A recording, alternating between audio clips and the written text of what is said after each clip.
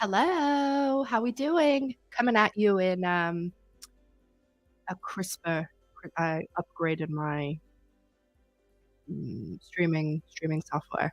Let me know that you can hear me. My face is like a little bit red. Yeah, actually, I don't really like this crystal. It's a little too crystal clear. So let me know you can hear me. Okay. Yes. No laughing. No cursing. Only miserable faces. Only serious, miserable discussion, please. Yes. This is why I always say you are. Oh, thanks, Brittany. You are always going to.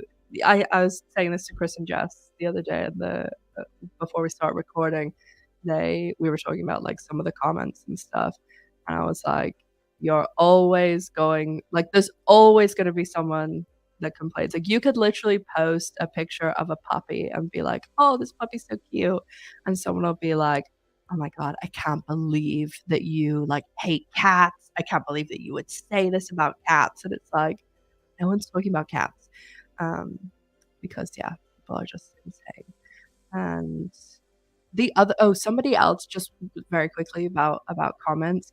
Somebody else was saying that they were having problems like I think it was someone was trying to like share like a video or something, but the links you cannot post. The only thing that you really can post in the comments is comments with links. They won't show up because I have this thing switched on that you can't post links because 95% of the time the links are things to PORN, and I don't want that in my comment section, so it's just easier just to turn off all the links.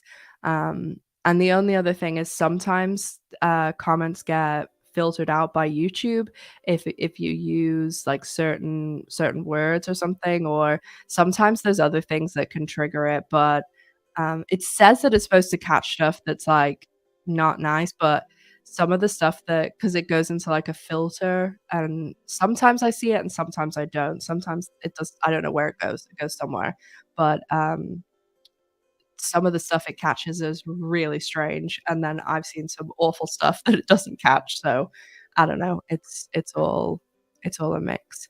So yes, oh my god, do we have a lot to talk about? A lot to talk about. Jesus fucking Christ. So the rating is thank you, Celine, getting real time updates here from my bestie Celine. The episode on IMDb is rated 3.8 right now, which episodes 1 and 2 are like 9, I think, or like 8.9, and they're by far the most popular. I think episode 3 is rated the lowest ever of Gen Q and the L Word, which that's some beating that bloody lactose intolerant. So also apologies for my voice and any coughing. I'm just gonna have to power through here, but yeah, we're gonna have to do some polls here because there's just a lot going down. So also somebody post I just because I haven't replied to all my comments. I try and like save them all in a batch and then I'll like spend like a couple of hours going through them, but sometimes when I'm on my phone they like are popping up, and I think it was Dracula's daughter wrote this. I just saw it before I went live, so I need to reply to the comments, but they brought up a really good point where they basically were replying to Drinks at Dana's. I don't know whether I'm sure not everyone's had a chance to listen to it because it's a long one too. But basically, I was saying that basically like my channel is an L Word channel, right? So the L Word channel, whatever happens to the L Word is going to happen to the L Word channel. Like if the L Word does good, the channel's going to do good. I mean, there is some things in my control, of course, but for the most part, like as I've said, I started this channel because Tina came back. I got a shit ton of views because Tina came back. Like, I get a shitload of views with Bette and Tina stuff because people are excited, people are interested, they wanna go and talk about it, see it, da da da. So, Dracula's daughter was saying that, "Do you think that this episode, because Bette and Tina weren't in it, and because I focus more on, like, Bette and Tina stuff, like, does that affect the channel and things like that?" And if you go back to season 1 when I started, covering the show, I was a lot more like, I talked, I don't wanna say fairly, but I talked a little bit more evenly about everyone. Like, I would go through every scene, every character, blah, blah, and I still do talk about everyone, but, like, you know, I spend way more time on Bette and Tina and Dani and Gigi than I would on, like, Micah and Maribel.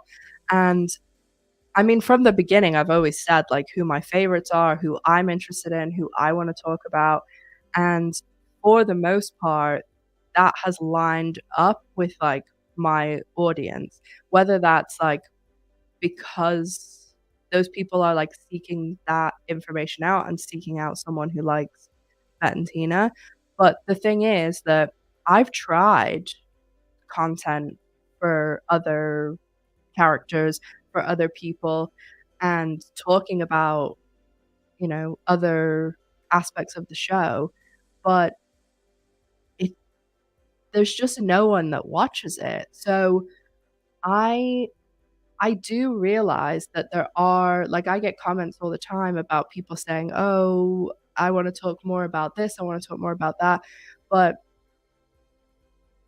those those people are, like, few and far between because it's not like and as well, you can see it even in my comments. So if somebody most people who go in, like, straight away to watch the video, if they leave a comment, then they've been there, you know, since the beginning of the video, and you can go into the comment section and see, "Oh, this comment about Bette and Tina has, like, 50 to 100 likes, and ones about other characters don't." So, I do think that, you know, my audience is probably biased too because, like, you know, most people coming to my channel are coming for Bette and Tina and Dani and Gigi, but there are lots of other people here. But I just do think that the people who like those characters way out no, they outweigh the people who aren't, if that makes sense, because there just there isn't I just don't think that there is a huge fan base for, like, Sophie and Finley. Like, I just don't see it because I never have people really coming in and talking about them, and I know, like, saying, "Oh, if I do a poll," like, a lot of the you know, like, I'm polling my people who are here to they have similar thoughts as I do, but, like, my channel right now has almost 1,000,000 people coming through it a month, like, there's only so many L Word fans in the world, and I'm not saying that, like, you know, everybody by no means am I saying that, but, like, obviously whereas Showtime is only getting, like, American viewers, like, I'm getting people all over the world, and for the most part, I mean, look at the other people who cover the L Word. Pretty much most of them, like, it's not like you go on my channel, I'm talking about Bette and Tina, you go to Amanda's channel and she's talking about Sophie and Finley, like, yeah, we all do talk about everyone, but most of the focus is, like, Bette and Tina, Dani and Gigi. So, well, saying all of that, um but the thing is too, I don't think Sophie and Finley will even be together, like, at the end of this season. I don't think anyone is gonna be. Ah, thanks, Missy, that's nice. Yeah, okay, let's start at the start. So, episode 3, The thing is, like, I didn't hate it. I didn't hate the other stuff. Like, I hated the Dani and Gigi stuff, of course, because I think they just did them dirty, and the way that everything happened, it's like they were invalidating the previous relationship, you know? Like, it just yeah, I just didn't like it. But the Alice stuff, like, I liked the Alice stuff. I liked the introduction of Joey Lauren Adams. I liked the Finley and Rosie stuff. I don't, yeah, like Celine just said, I don't think it was a bad episode.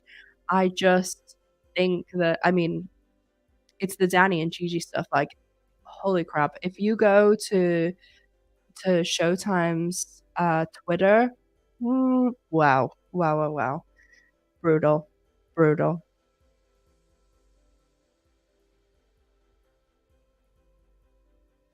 And the other thing is, so I just recorded like a little video for my patrons about some stuff that like I don't really want to put on like an open thing because and I'm not like trying to be like arrogant, but like I there's people that people comment from the show on my thing, so I'm not gonna like, do you know what I mean?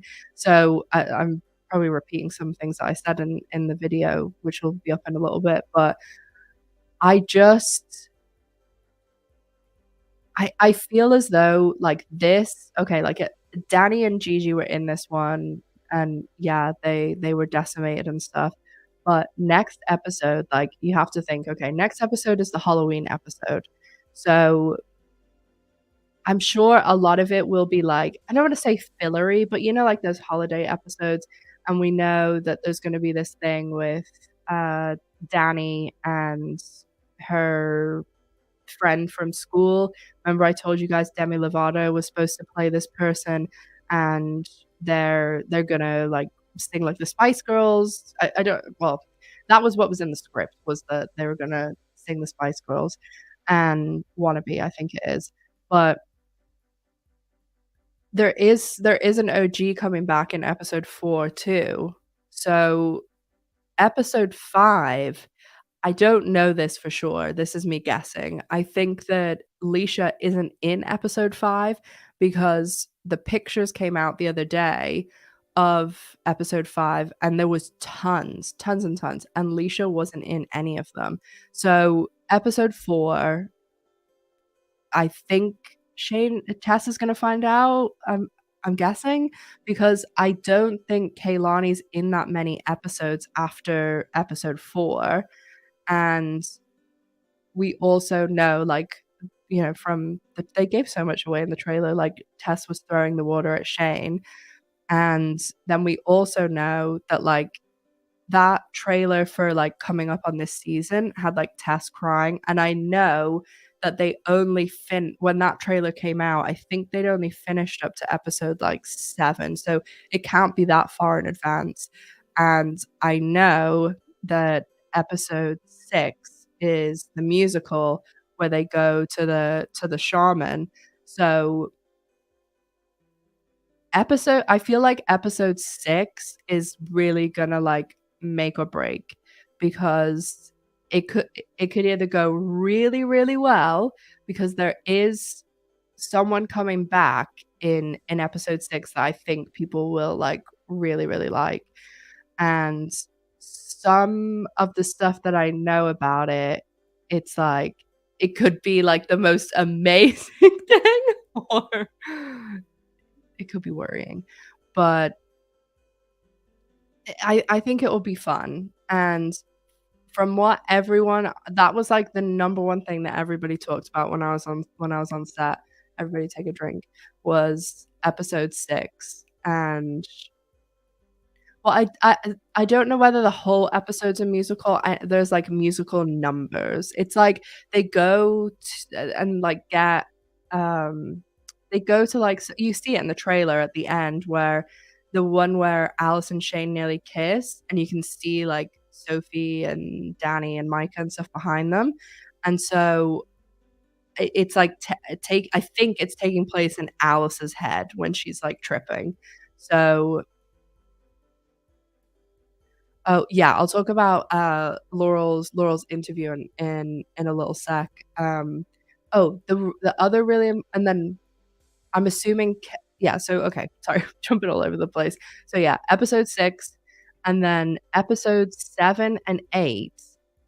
I'm guessing again that 7 or 8 is one of the episodes that Shane isn't in.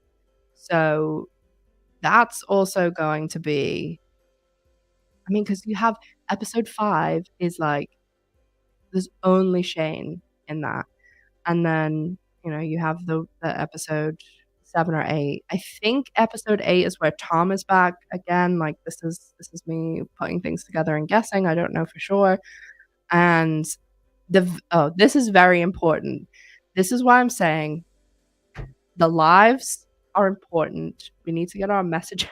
We need to get our messaging clear and get it out.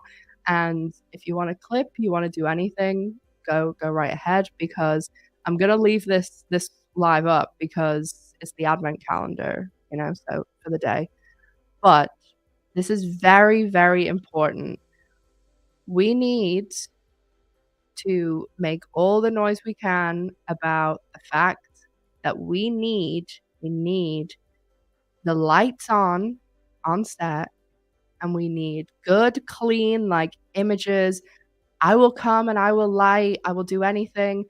We need great non-cutting away after 2 seconds, the Bette and Tina stuff, because right, I think it's the end of this week or next week, they are starting the editing for episodes 9 and 10. So they haven't finished mixing those yet. They're gonna be doing it right now. So we need to make noise, because otherwise I cannot deal with another episode with these great Bette and Tina scenes, and I can't get one fucking image for a thumbnail. So we need lights. We need no cutting away. We need no deleted scenes. We want all of it not blurry, not handheld, just absolutely crystal clear images. Crystal clear images with lighting. Turn the lights on. Please, please, please. Thank you. Okay. So we need to get that messaging out.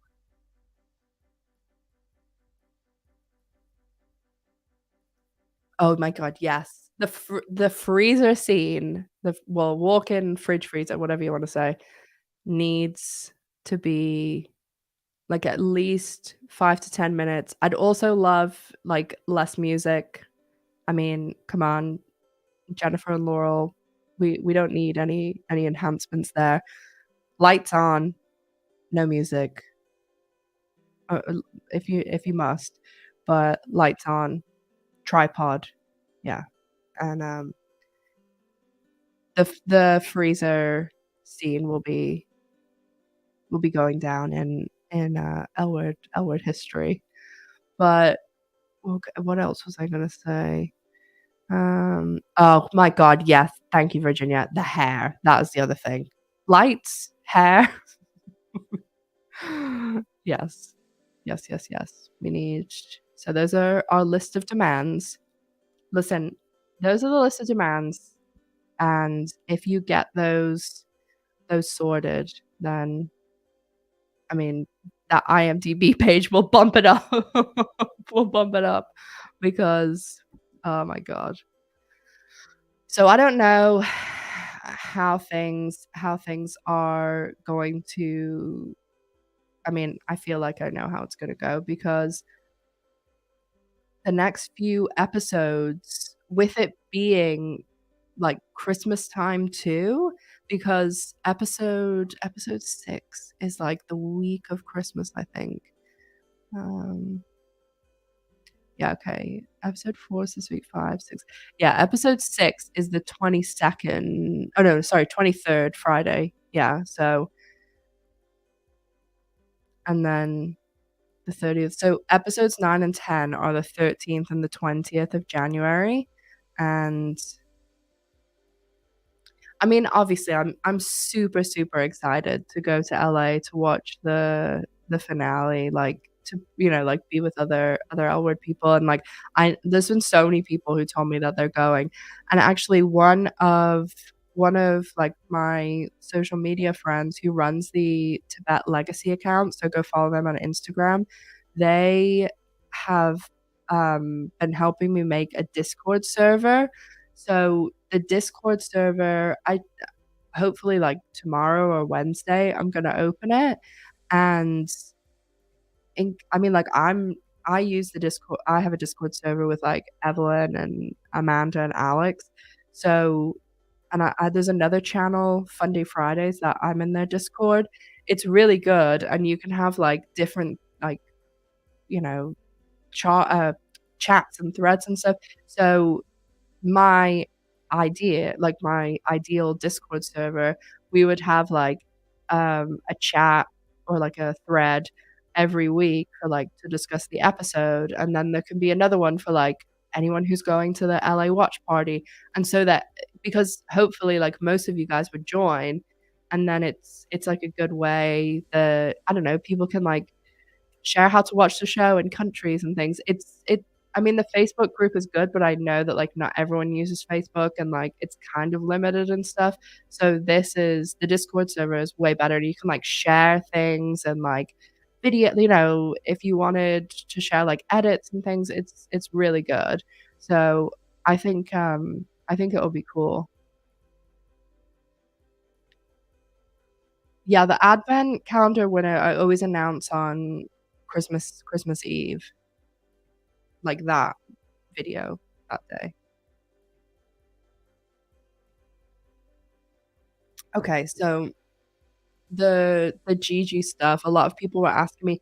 I mean, I was in two minds about it. I did think that they were gonna put out a press release because I mean, I knew they were going to with Jennifer, because like so many people well, over the past couple of weeks were like, "Oh, we don't know what's that, blah blah blah," and um the I kept saying like, of course they're gonna put out like they're not just gonna have Jennifer not be in an episode and just not say anything, but I guess they're trying to like wait until, but people are gonna realize like next week, and then it's just strange. Like the only thing they could do is maybe wait until Sunday and wait until like the episode is has come out on streaming and is about to air, and then they release something, because it just seems really strange not to announce it, because like Gigi is your like most like your biggest character in Gen Q. So I don't know. It's really, really, really strange. Because the other thing is like I mean, they haven't hidden it. Like, and that's the other thing. The like way probably like the week, so when I found out about, I explained this in Drinks at Dana, so sorry if anybody's already watched it. But the week after set is when I found out like all this like about Jennifer, about Seppi, but I I mean like a person told me, and I was like, "Oh, this is like really, I can't say this unless I've like absolutely like no 1000%." So that's when I started like doing like my own digging, and that's when I went through with the whiteboard and like went through all their social media and was like, okay, like this is lining up. And then I went to like three other senior people and was like, listen, I've heard this, like what's the story? And it does all match up with social media, because that interview that Seppi did with, I can't remember the name of the magazine now, but I remember thinking that the reporter had just like misquoted her, or because she said the reporter said she's just finished wrapping the L Word Generation Q, and I remember we all were like, it's like episode 3 or 4, like, how is she rapping? But turns out that was right, and then from then on, like, you've seen Steffi's social media, like, you know, it's been obvious, like, when they were filming the finale, when I was in LA, she was on holiday, so it's just really strange that they haven't said anything, and then I mean, I'm assuming that she'll still be credited and billed for the rest of the season because or maybe, like, the first half of the season, because it's very strange that they would like, just the way her contract is, I'm sure that they still have to, but it's an odd one for sure, and the other thing to say about being billed is Jennifer Beals taking her name off as an executive producer. I mean, that speaks volumes, volumes. Like, you do not do that lightly, and for people who, you know, executive producer can mean many, many different things. Like, Eileen's an executive producer. Most of the time, like, to just be frank about it, it's normally a pay package. Like, you're normally being paid because you've either like, the people I remember when I did stuff with Buffy, there was people on the Buffy executive producers that were credited from season 1 till season 7 on it the entire time, and they never stepped foot on set, they had nothing to do with it, but they had put money into the Buffy movie, and so they, like, owned some part of the rights, and so it was a husband and a wife, so they were billed throughout the entire thing, but nothing to do with it, and you can have, like, Eileen, she obviously created the show, of course she should be executive producer, of course she should be getting a paycheck. I know she's, like, from what I've been told anyway, she joins meetings and is, like, aware of what's going on, but she's not like, you know, she's not on set every week, like, actively super involved because, you know, she's got other stuff going on. But Alicia, Kate, and I mean, again, like, there's people like Amy Poehler is an executive I can't speak, an executive producer on a bunch of stuff, and most of the time they have, like, overarching, like, okay, they know what's happening or they put in their 2 cents, but Showtime shows or, like, HBO shows, ones like that, usually it's, like, the writers and the showrunner, but then the people who have, like, the big swooping changes or the people that can really, like, veto stuff or say, "No, you're gonna do this," it's the network executives mainly because they're the ones that are, like, in control of the money and the budget and all that stuff. But Alicia, Kate, and Jennifer, although they are like, they do have say, but from what I've been told, it's not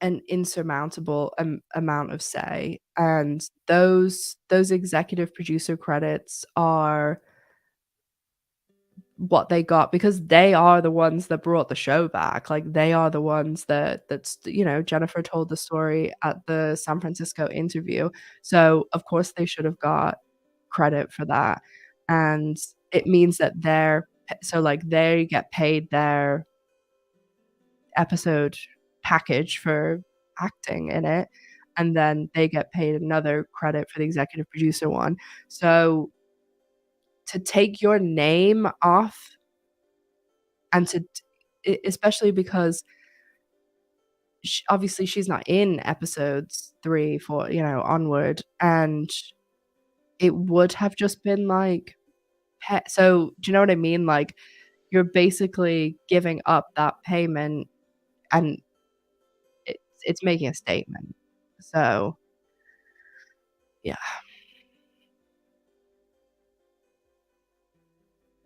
Do EPs get paid differently even if they don't have say?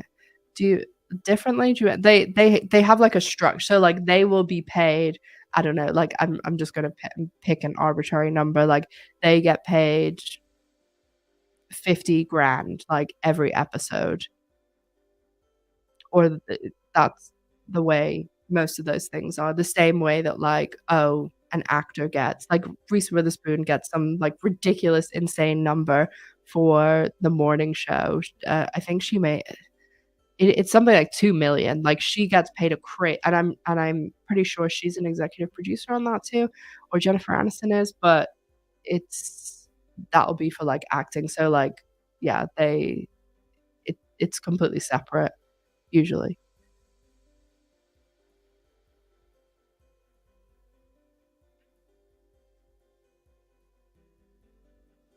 Yeah, there was discussion for a long time about them doing a movie. I just my big frustration is that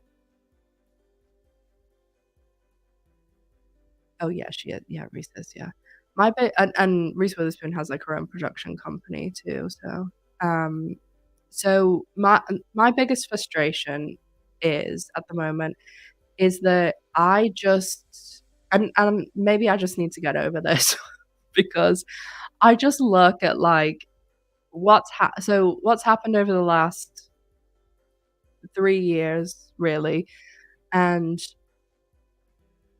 I guess I just think of, like, what could have been if things would have happened the way that, like, most people, like, wanted, and it's just it's just frustrating, and, like, with the Dani and Gigi stuff, I mean, I said this in my videos, I really just feel as though now it's like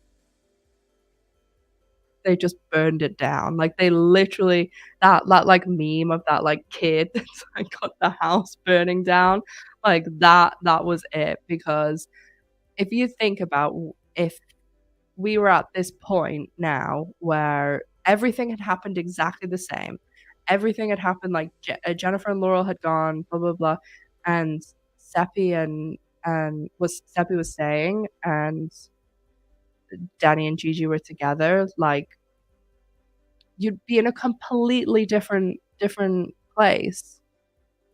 Completely different place. Do you think JB taking off her credit had an impact on her friendship with Leisha and Kate? No, I don't think that stuff like that, I mean, like, obviously, I don't know, you know, I this is my guess from what people have told me, is that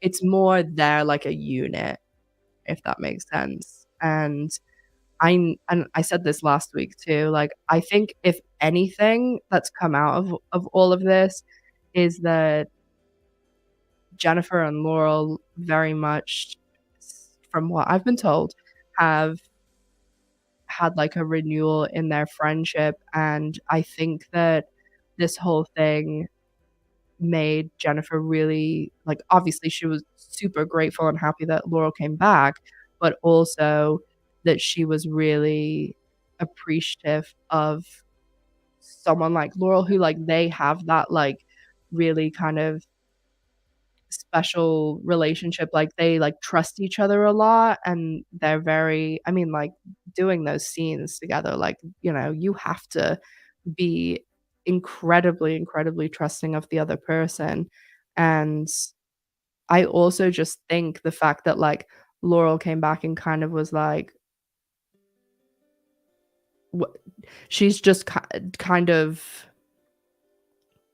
they've backed each other up, I guess, like, in the sense that, like, they both want the same thing, they both campaign for the same thing, and, like, more so because, you know, Jennifer is the one that's in the show every week, she's the one that is the executive producer and stuff, so Laurel's, like, came in as kinda like her backup and just been like, "Yeah, like, I want this too," and yeah, it just seems like they, if anything, get on even better than they did before, and I as well, like, you know, when you're in one of those positions where sometimes you're like, "Oh, maybe, like, things aren't completely flowing or whatever," and then you have someone come in that's like a breath of fresh air and just like, "Oh, I'm, you know, whatever you want, like, let's do this together," and stuff. You just have that, like, I don't know, that love, respect, whatever it is, towards that other person for being like, "Oh, you're really in my corner," you know, because I think that they've very much always been on the exact same page about what they want, and also I think that the impact of that, like, because they're in a position too where obviously they've wanted this to happen for a long time, and I definitely, like, in the tiniest of way, can appreciate that they've they want this, and they're constantly having people like, "Why aren't you doing this? Why aren't you doing that? Why aren't you doing this?" And they're the ones that are trying to actually do it, and to have gone through that for 3 years, like, again, like, as Jennifer said in the San Francisco thing, like, she's not gonna presume to tell a writer what to write, but slash maybe when she's about to leave, she will, but to keep campaigning for that and to keep doing it, it must really feel like once it happened, like, I mean, you've seen what they've said in all those interviews, like, it's obvious that they're, like, super happy and, like, you know, they did work really hard for it, and, like, at the end of the day, I I just really super respect, admire, and love what they did because they really could have just been like, "Listen, this is a paycheck, this is a job, you know, it's great to turn up and do this," and nobody, you know, like, what can you do? Like, if they just turned up, read their lines, and said, "Okay, like, whatever happens is whatever happens," people would have still been fine, like, everyone still would have been fans of them, but they didn't. They, like, took, like, the hard road, for lack of a better term, and were like, "No, like, we think this is right, this is what we want, this is what the fans want," which you do not get that. Like, most people, like, they say they care, but at the end of the day, like, it's a paycheck, but that absolutely is not the case. Like, they've really and really, really, like, championed it, campaigned for it. They did everything they could, and they got there in the end, and that's why I think that the end of the season is just gonna be even better because, oh my god, can you imagine the interviews at the end of the season when they like, this is just them getting back together all this time, and then the end of the season, it'll be like so, let's see what I just saw some questions. Yeah, Pippa is back in episode 10. I don't think she's in any other episodes but episode 10. That's what I was told anyway.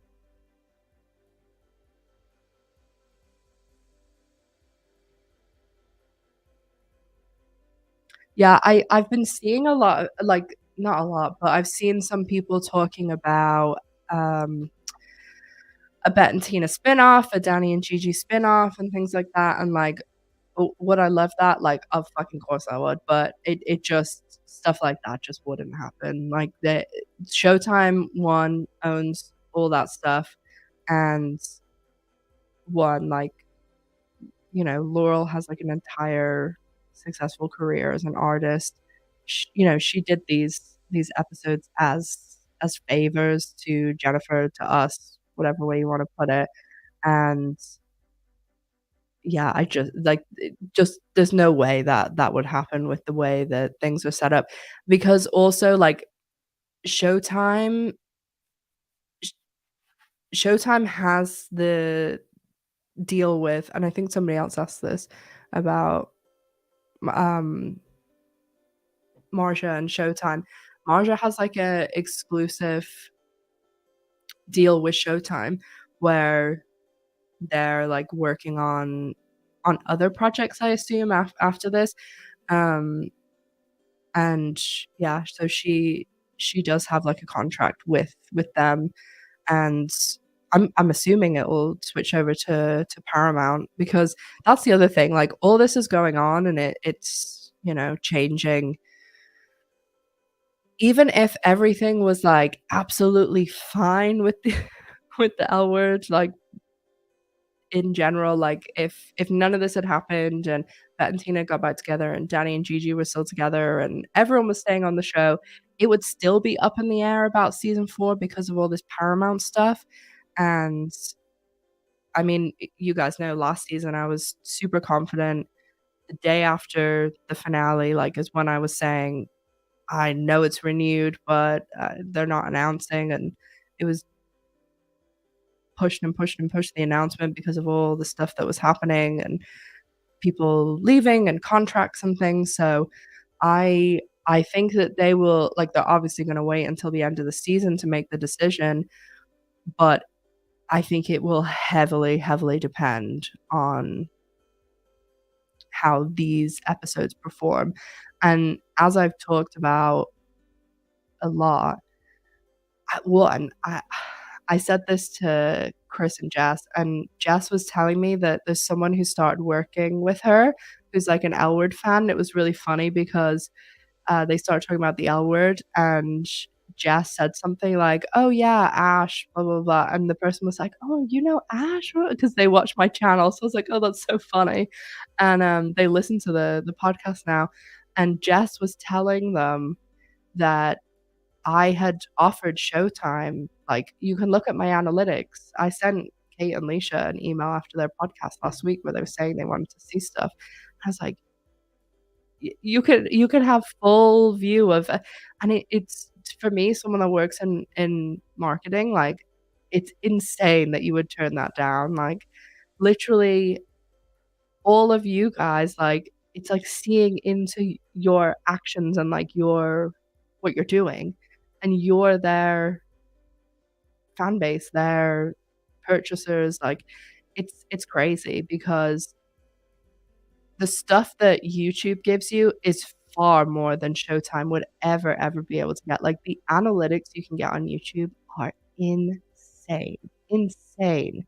Like, the breakdown of where people are and the everything, it's absolutely wild, and I just don't know why you wouldn't take, like, free information on your actual, like, you know, what's the word I'm looking for? Um, okay, I'm gonna brain blank.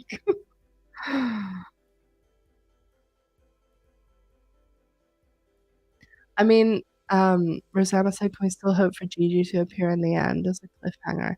Okay, I'm just gonna be like, this is the thing. I have no stake in anything. Like, I am a woman in a spare bedroom, like, so when I went to set, as I said, I was there the day they did the table read for the finale, and the person who was the real fucking deal was Jamie Clayton, who literally, like, thinking back now on everything she said, like, she really was the one that was, like, totally like, "You're gonna lose your shit, like, everyone's gonna fucking love this," and by that stage, like, when I went, I didn't really, like, know, like, tons of details, and so I was there from, like, 9 o'clock or something, and the table read was at 3 or 4, and so everybody was, like, talking about it and stuff, and Marja said that she'd only finished writing it, like, the night before, so she only sent it out at, like, 10, 11 o'clock, and everybody had, like, just read it.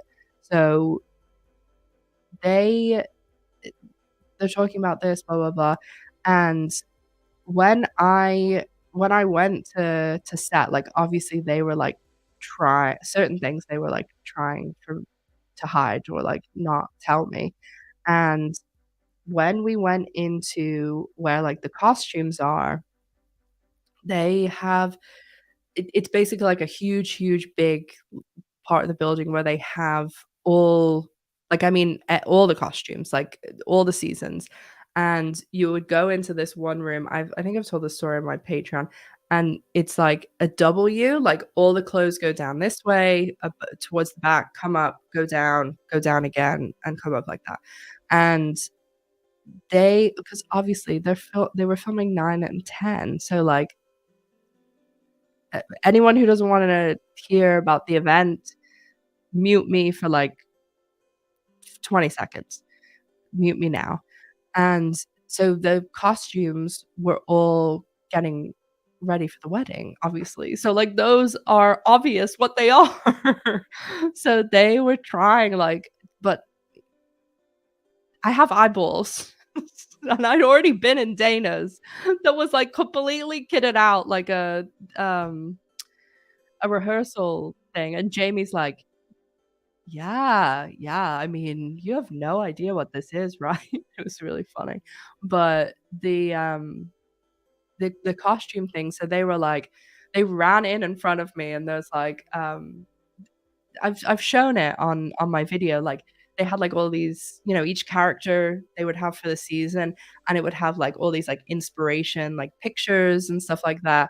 And Marsha's assistant Monica was like going through them all, like trying to make sure that there wasn't like, like a huge spoiler. So they took me into like this room that had like all the season 2 stuff, and it was, or did I tell this on Drinks at Dana's? I think, yeah. Yeah, it was. They had all this stuff, and they were like, "Oh, like you love Bette and Tina, like, oh, this is all Tina's costume for season 2." And it was like all the stuff that Laurel wore in season 2, and they had like this big like it was like a chest of drawer thing with like a glass top, and it had like all the jewelry and like all, like handbags and all that in the drawers and things like that, scarves or whatever. And I was like looking at it, they were showing me, and then she was like, "Oh yeah, and then on this side are all the characters that aren't with us anymore, like Gigi." And at this stage, I didn't know that then, and I was like, I have one of those faces that you cannot hide what I'm thinking. Like it's just all over my face, even though I've got fucking Botox galore. And they were like, and I just like looked at Monica, Marge's assistant, and her face, but I didn't want the costume woman to feel bad, so I didn't say anything. But then when we left, I said to Monica straight away, I was like, "Oh, so what's going on with Gigi?"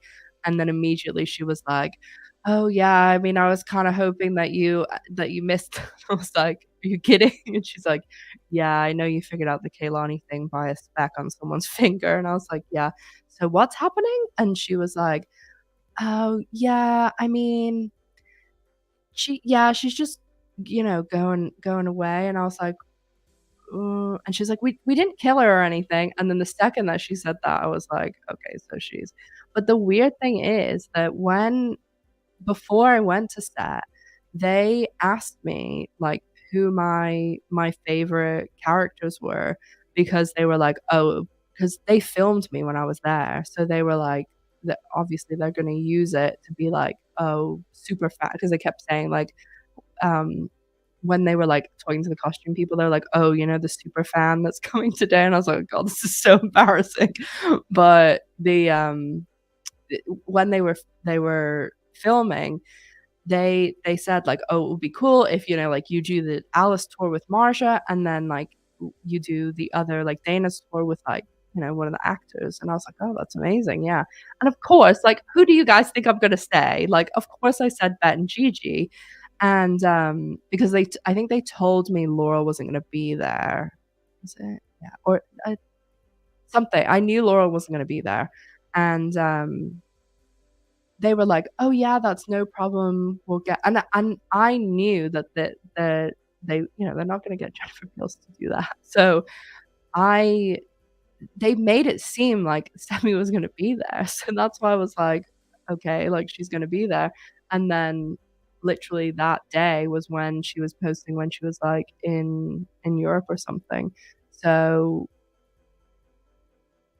I have never I mean, the people that have told me everything else, like I've said, like it's not like one person like sends me the script or something. Like loads of different people tell me loads of different things, and like if somebody tells me something, I check with someone else or and it's like most of the people work on the show or, like, are quite senior on the show, and every single person, like, has said that she's not in the rest, but I just don't know what they're doing if she's not gonna be in the rest of the season, like, what are they like, when are they gonna say something? What are they just gonna keep trying to drag it out?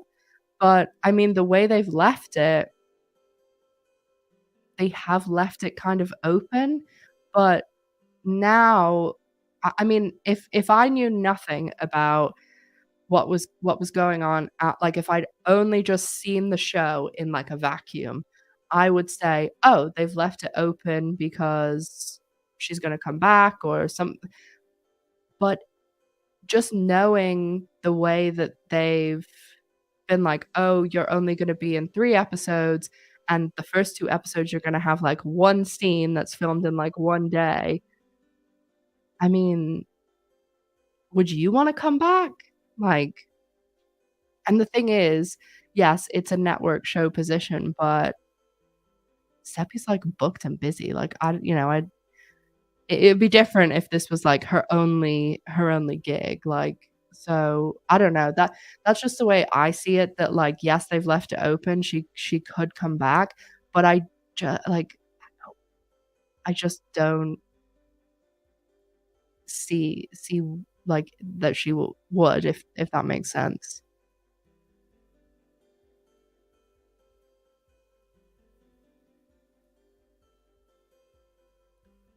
Um, oh, Eva said, "Did you meet Kate and Leisha?" I met Kate on the, but I've met Leisha wasn't there that well, she came in for the table read, but I didn't see her.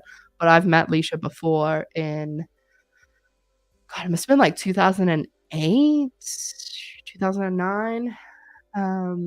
I went to it was when she was in her I went to this, like is literally like a concert of like 30 people, and I met her afterwards and we chatted for like over an hour, and I bought her a drink. But that I was like, I don't know, I must have been like 21, 22. Was really, really young, and I've spoken to them, last year when they when they did that thing, the, um, looped thing on the phone, and Leisha told me she really liked my hair color.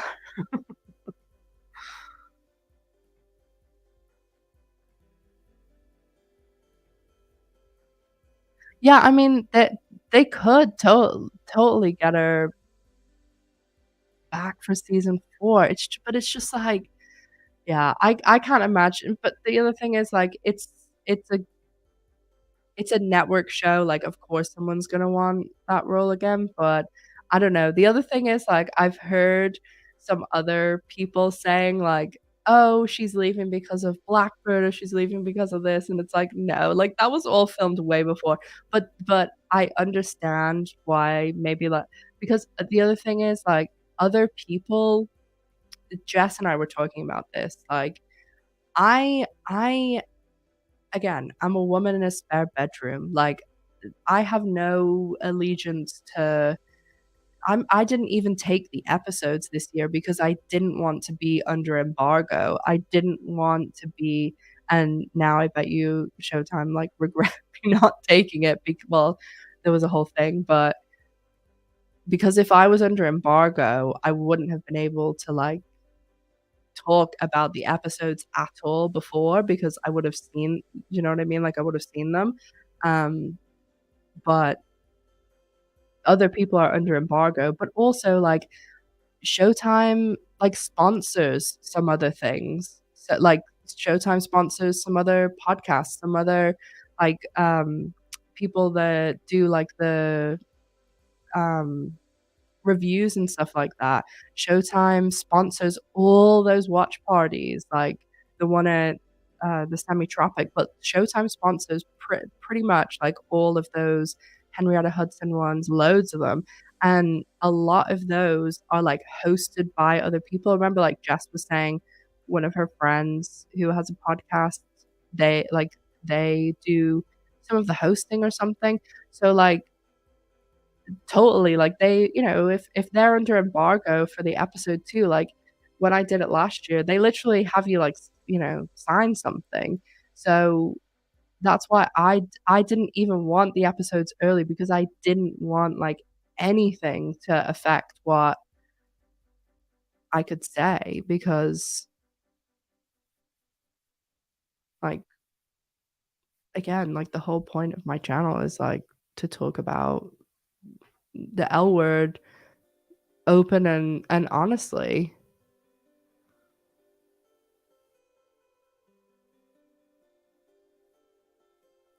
Oh, yeah, Rosanna. That's what cracks me up too. But that's like anything, not just the L word. Like, people in sometimes that comment on stuff or, like, talk about stuff, they say it so like, all those funny, there's one, like, Bad Female Anatomy or something, and it's, like, the sheer confidence that some people talk with, like, they're and some of them most of them are, like, men talking about, like, female anatomy, and, like, the way they say it, it's like, oh my god, like, they literally believe it, and it'll be something that's so insane.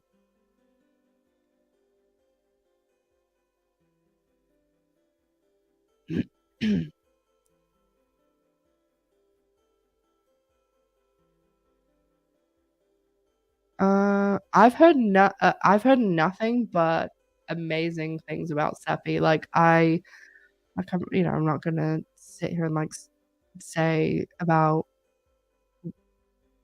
that sort of thing, like, if I invite someone on and they talk about that stuff, like, that's them talking about it, and I know people will say, like, "Oh, attribute stuff to me," but it's not me saying it, but as I will talk generally, and I've heard nothing but really great things about Steffi, like, especially because, like, most of the people who talk to me are, like, crew members. Do you know what I mean? Like, they're, like, real people, not people that are interviewing them or someone like that, where people are always gonna be obviously on their best behavior, but, yeah, I've heard nothing but, good things about her.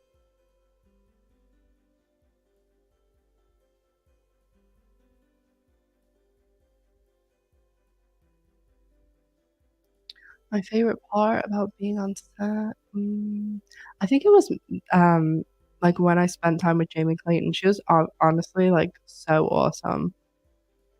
Not that I thought, like, she wouldn't be, but, like, I was really surprised by her personality. She's, like, just so nice and open, and, like, you could just tell, like, she really, like, liked and appreciated the show, and she said she'd, like, seen my stuff, and she was so nice to me, and she just straight away, like, you know, was really, really down to earth and normal, and I really, really enjoyed my time with her.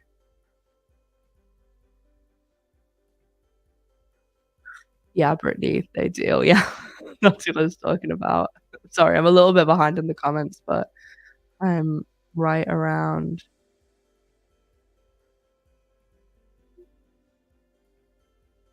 Oh, yeah, KJ, what was my favorite part of being on set? The comment that your comment that's below that, Brittany.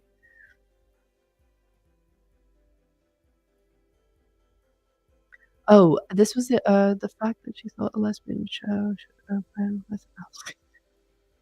Actually. I can't read that out loud. I get demonetized every time I'm on live, but I think, and which I don't give a shit about, I would rather be myself than be like some not swear and be monetized, but I think that it would be probably marked 8. The thing is, when it gets put 18 plus, they, like, really suppress the video, and I've had to fight with them on so many things because literally that kiss, the Bette and Tina kiss from episode 1, they tried to mark as 18 plus, and so I submitted, like, a counter and was like, "If this was straight people," and, like, the only way to get YouTube to do anything is bitch on Twitter. That's why I always do that. And because you can send email, you can send complaints, they'll do nothing. But as soon as you put something on Twitter, they're all over it. And I always just call them homophobic on Twitter because they normally are being homophobic. So it got taken off once I did that. But yeah, they once it's 18 plus, like it's not considered like family friendly content. So they don't actively like push it in the algorithm. So it sucks when it's 18 plus.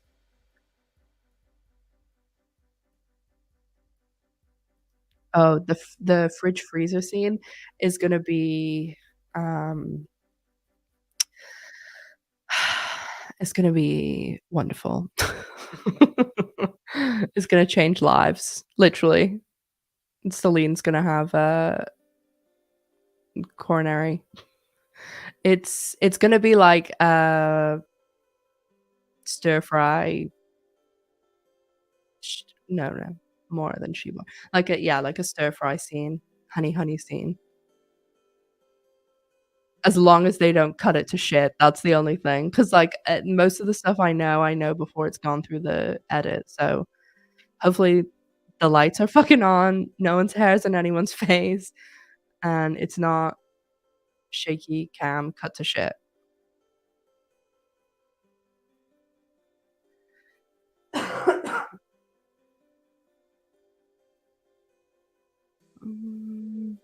See, I saw something else.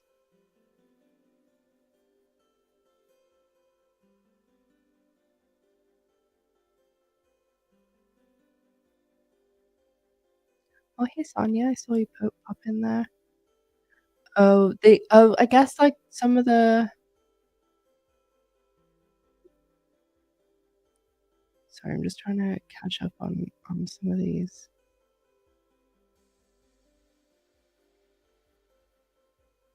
Yeah, and the other thing about, like, even stories, I guess, in general is, like, there's always like, 3 sides, like, person A's, person B's, and, like, what actually happened. Like, you know, everybody has their own whatever happened. Yeah, Jamie's definitely in the finale. Yeah, yeah, yeah, definitely. Definitely, definitely. I am well, there's some things in the finale that I'm like, this is not, like, bad or anything, but there's some interesting, pair-ups, and I just wonder I just hope that they don't dedicate, like, an this episode that we've been waiting, like, 20 years for and, like, everything else that's going on, I hope they don't dedicate it to, like, setting do you know what I mean? Like and also there's a ton of guest stars, so and there is a really good OG coming back too, but I just hope that it doesn't turn into, like, the guest star show, 'cause I what I'm this is again just a guess, but I'm assuming that, like, a lot of the people that because there's a lot we know, like, quite a lot of the people that are in the finale, but there's more, there's way more, and I feel like they're gonna be, like, guests, at the event, so I hope that it's not just the one thing that I'm, like, a little bit worried about is that they try and basically do what they did in the actual L Word finale, but, like, in person. So, you know that video they made that was, like, Carmen and Marina and everyone? I I hated that because it was like, oh, that yeah, we got to see them for 2 seconds on screen, but it was like, why is, like, Marina, making a video about Bette and Tina leaving LA when she doesn't even live in LA and doesn't even, like, stay in touch with them? So I just hope they don't do something like that. Like, I want if guest stars or whatever or OGs or someone are coming back, I want it, like, integrated into the storyline. And the other thing that I'm curious about that I hope that is handled in a good way is, like, because the finale, I'm assuming, is going to mainly take place at this event, like, how does it make sense that someone like Micah is at that event? So, I know that, like, some other people, like, wrapped a bit earlier, but you know what I mean?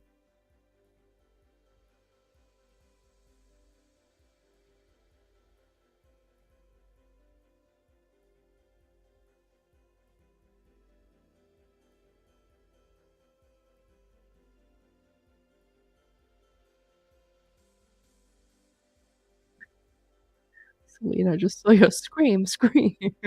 That must have been when I was talking about the fridge freezer.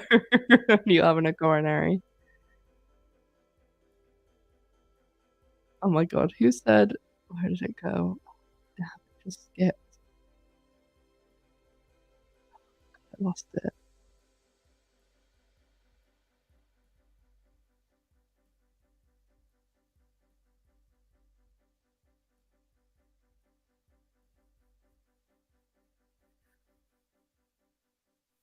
Stir fry 3.0.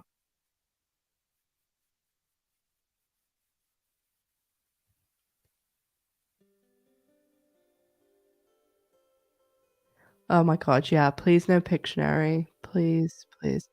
And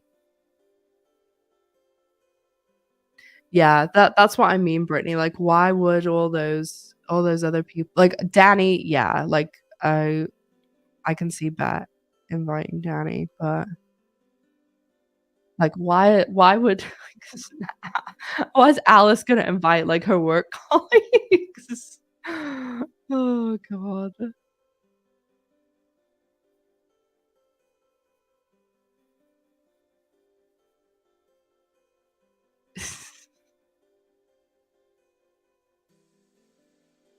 Just reading some of what you guys were saying.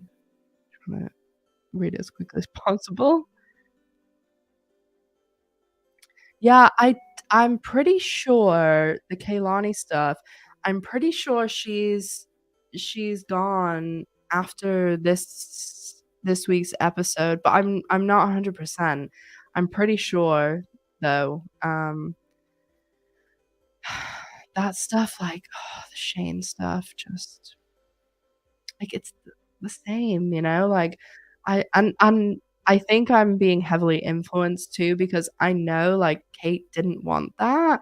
So I don't know. Maybe they're at the stage now like Leisha and Kate where they're just like, well, this is what's happening. Like I can't really do much because like I said, like I know they're executive producers, but they don't, have like enormous say in what's going on. Hence Jennifer like literally being like, I'm gonna leave, so you better put them back together.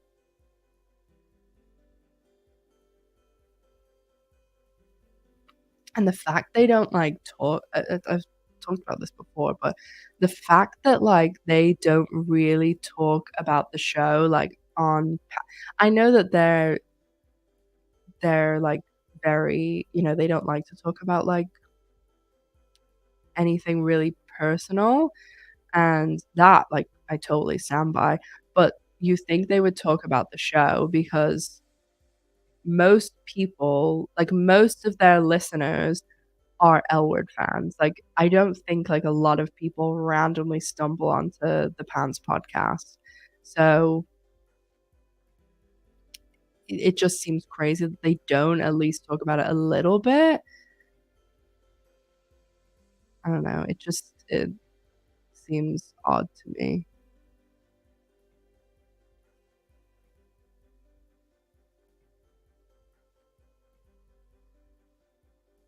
Oh my god, imagine if Poppy comes back.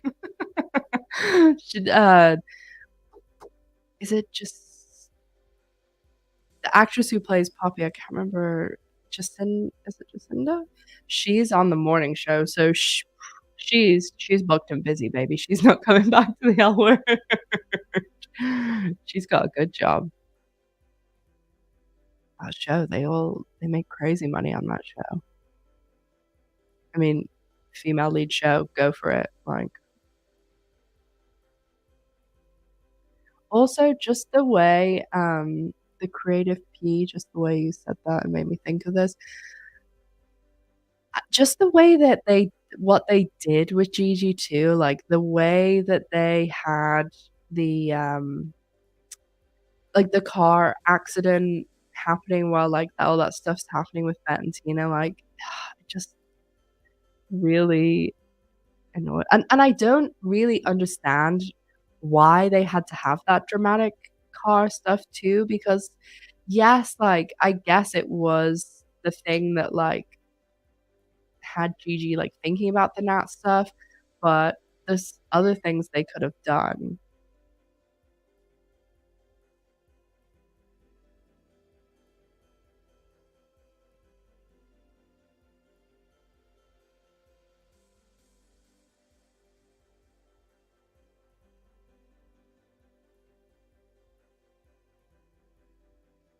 Yeah, it's gonna be really interesting, Carol asking about the decisions made on 9 and 10 there. I oh, sorry. I said this the other day, like, and I know most people probably picked up what I was putting down, but okay, they have 10 episodes this season, right? Kate and Leisha, one of the things that they wanted from this show was, so if you wanna be a director, you need to get into the Directors Guild, like, and it's difficult to do, especially like a female director.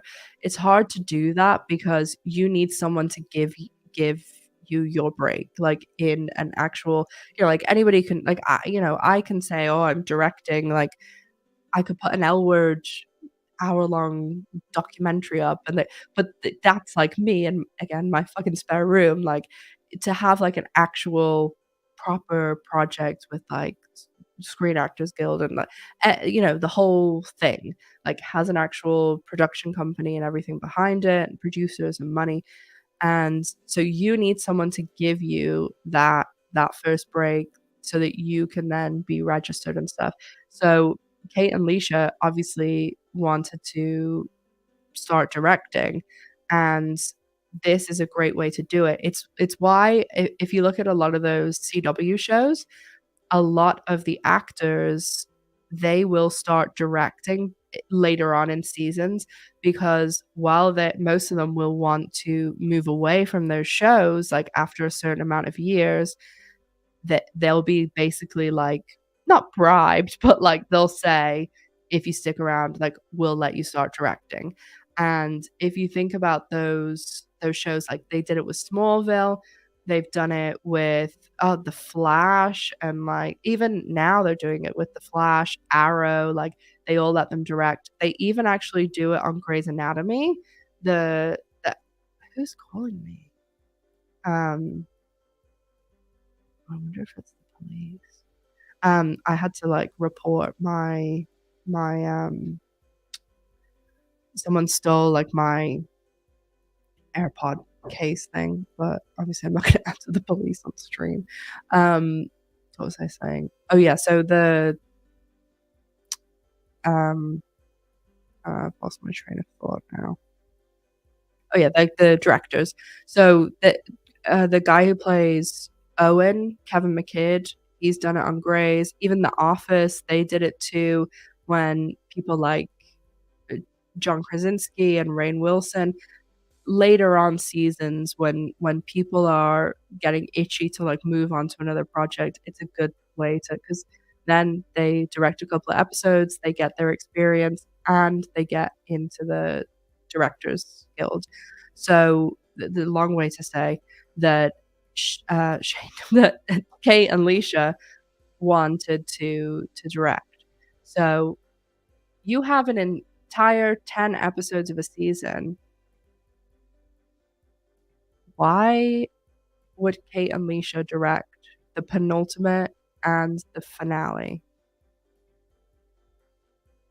Bec because, like, 1, those are big, like, and that's the thing, they're first-time directors, those are big episodes, and especially if this is gonna be the series finale, like, that's a big deal, and I would think, I don't know this for a fact, but my assumption from what people have told me and my own opinion is that they did this because, 1, like, Jennifer and Laurel are in those episodes, but also it has them then being the person that's, you know, on set, like, literally directing the scenes, directing the whole thing.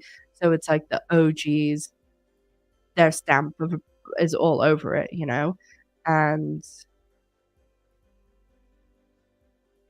I think you know what I'm I think you know what I'm saying. So,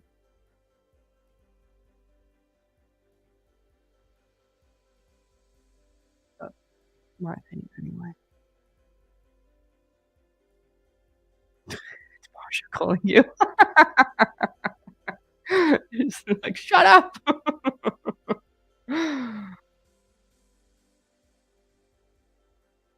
Oh my god, do we need another lesbian show? That's for sure. Actually, that's for sure. Um, I need to make a web series about Miss Gloria and I.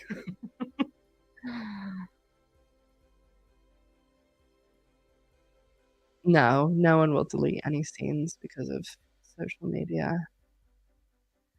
The one thing I will say though is if you would have asked me in season 1 how much impact social media would have on the show, I would have said, like, maybe 25%, 30%, something like that. How much impact does social media have on the show? A fucking lot. A lot. A lot. Like, an insane amount. Like, more than I ever thought a show could possibly be impacted by social media. And I think, and again, I'm not being like, it's all about me, but if you go back to videos from, like, season 2, like, you can literally see some things. Like, I do not think if if, like, all of this didn't exist, like, things like the way they picked up, like, immediately from season 2, like, I think if social media didn't exist, they wouldn't have shown us that scene. Like, they would have just picked up, like, a year later or whatever it was. Well, actually, if social media didn't exist, that wouldn't have happened, point blank period. Like, there would be no year later reunion because Bette and Tina wouldn't be getting back together if it wasn't for social media. That's also a fact. Jennifer Beals and social media. That's what brought us Bette and Tina.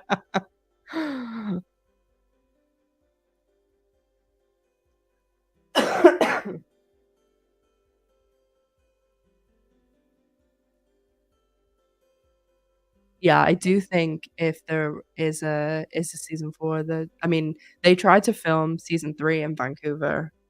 Um, like, they were Showtime apparently were really pushing for it, but, Marsha said that she didn't wanna film it in Vancouver.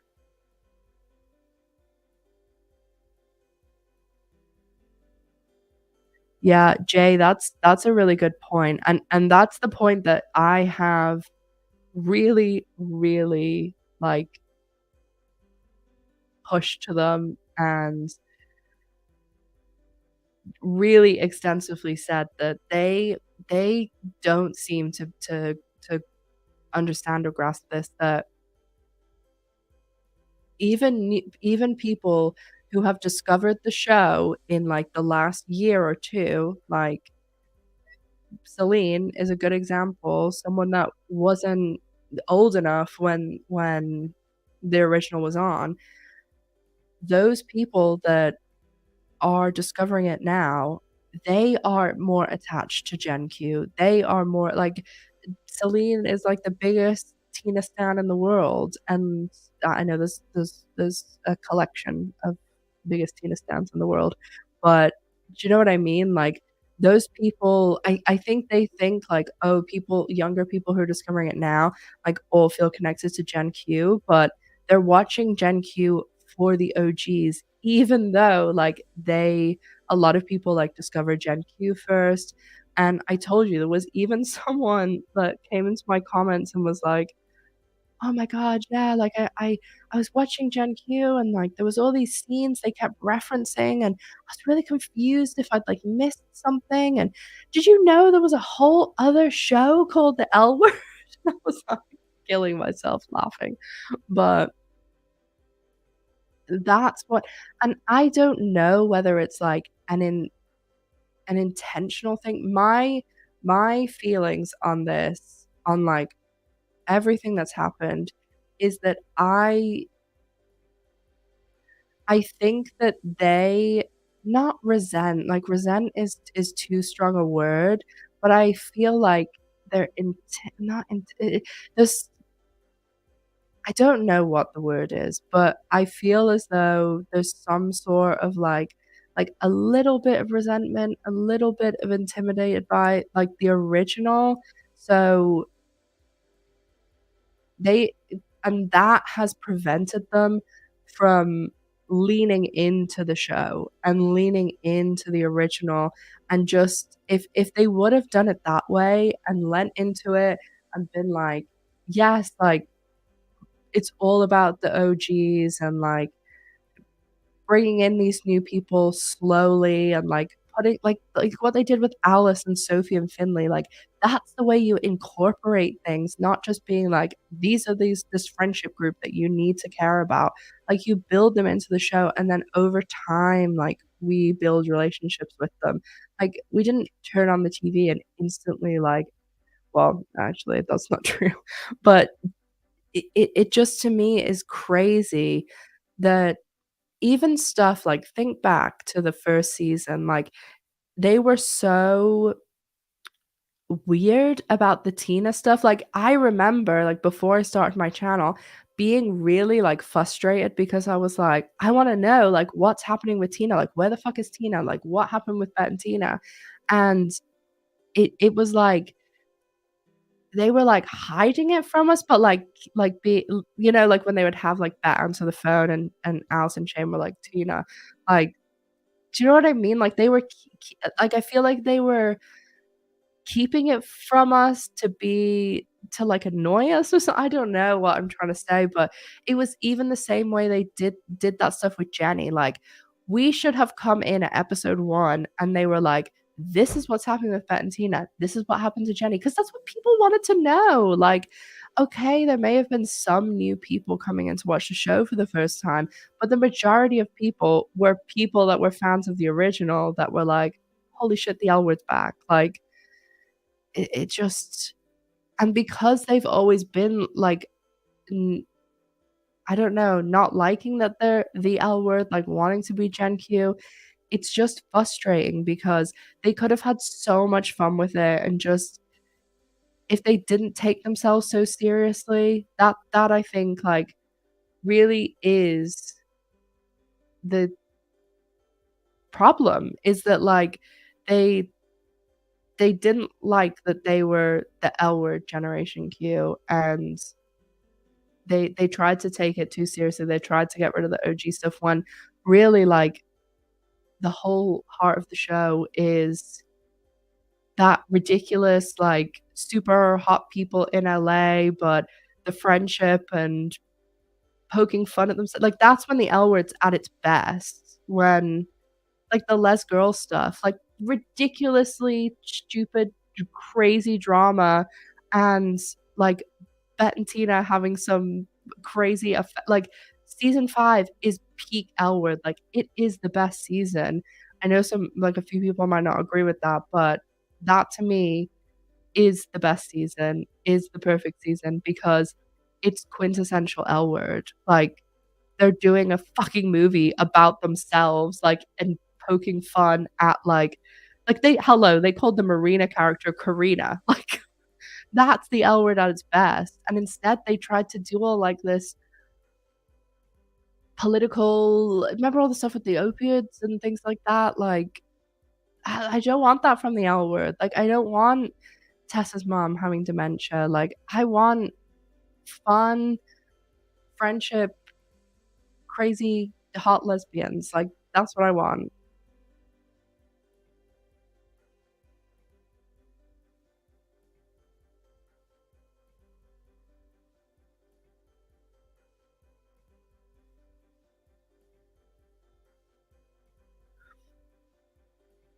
Oh, thanks for getting that bloody bot that was in here.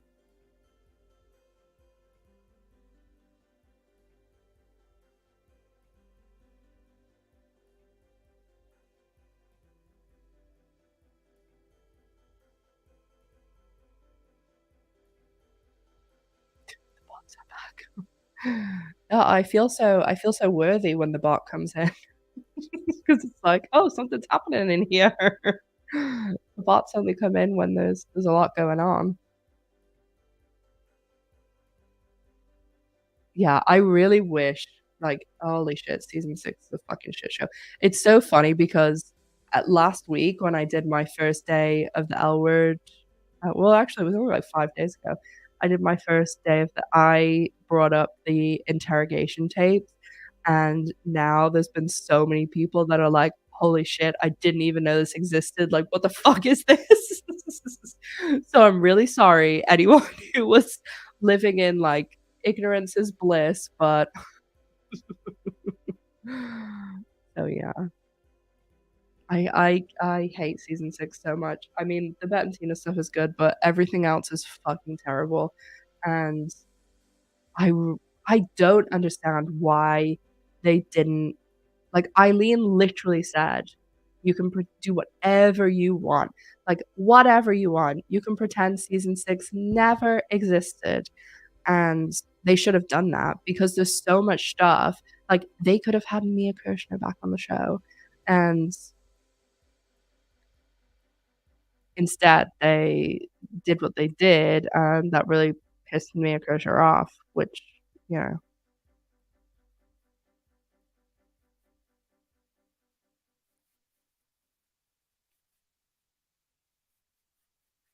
yeah, exactly. Season 5 was camp, and it didn't take itself so seriously.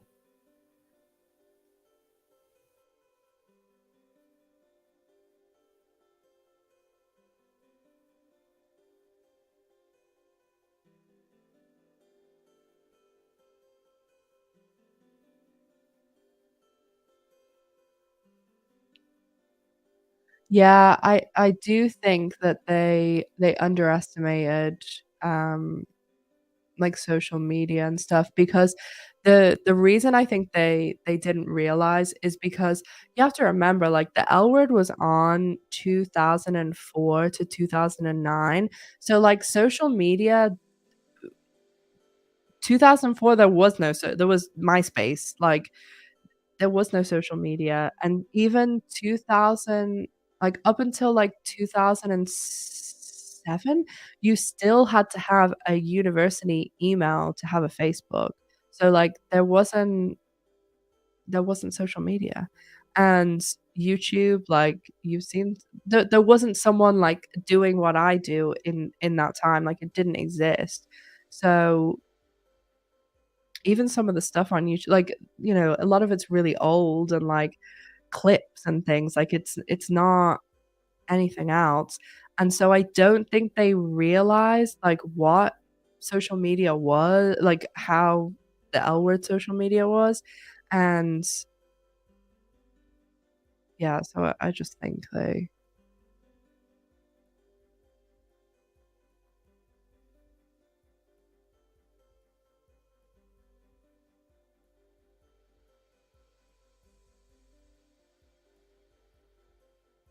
yeah, like, all the stuff in season 2, like, I just think about all that time that was wasted in season 2 with, like, stuff that just went nowhere, like, absolutely nowhere. I mean, there's some stuff like the Bette and Gigi stuff, like, obviously that's, like, fun and, you know, like, everybody can get behind that, but stuff like the poker stuff and, like, even when I think about, like, the Bette and Tina stuff, like, the okay, so think about, like, Tina and Carrie, like, all the time that was spent on that. In season 1, when they had episodes 6 and 7, like, those episodes were great, like, the even just, like, the acting and stuff in whenever, like, Tina tells Bette that she's getting married, like, oh my god, those scenes, like, they're brilliant, but that would have been fun. And then, as I said earlier, like, we get the reunion halfway through season 2, but then, like, all that I will never, ever get over the fact that they fucking waited until episode 9 to put the 4 OGs together last season. Like, what the fuck were we doing?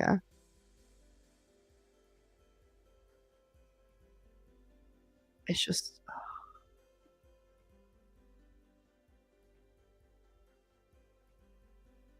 driving me demented thinking about it.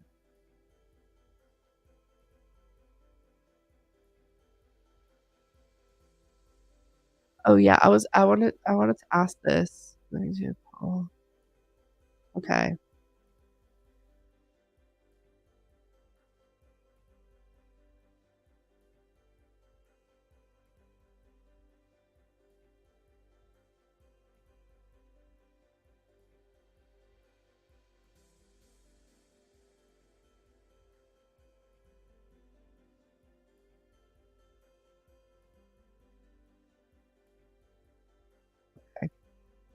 Did a poll about the Shane and Finley dance scene because I keep seeing, like, quite mixed takes.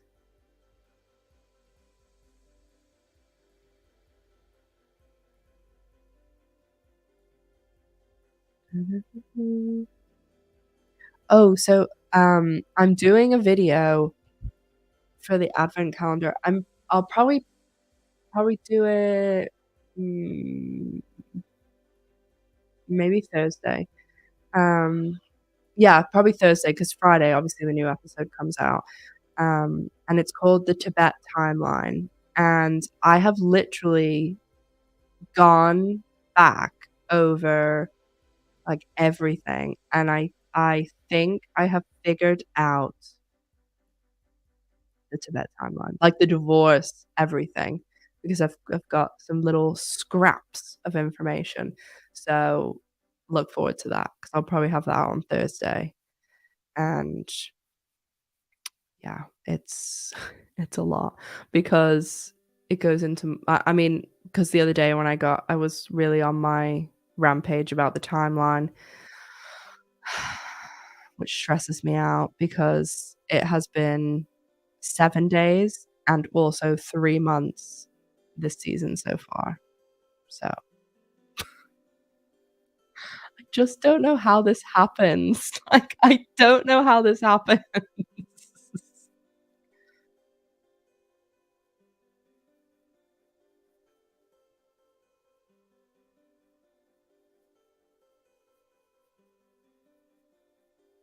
Oh, that, Brittany, that scene where Sophie says I thought she said, um, like, "This bitch," like, something like that. That's what I thought she said.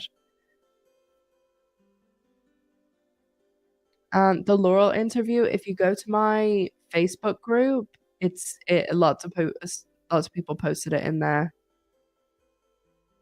Oh my god, JC, don't. Why are they buying a bar next to a bar? I think that that's gonna be the bowling alley, but yeah, it's like, why are you opening a bar next to your bar?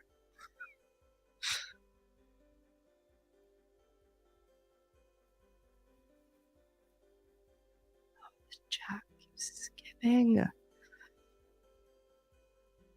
Yeah, and we don't know what happened with Dani and her dad or anything like that.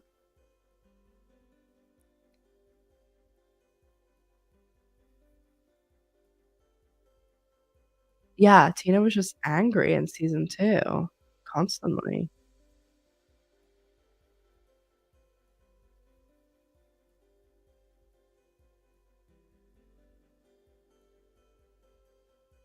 Yeah, that's true, Rose. They did basically, like, reboot the show in episode 3 now. It's like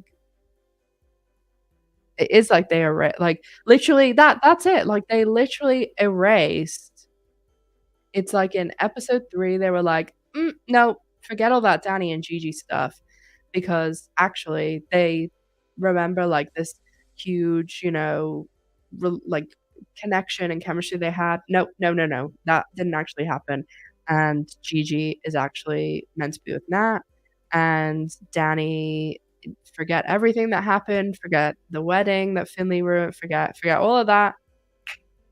Dani, Sophie, Micah, and Finley are all friends again, and yeah, that's what they've done.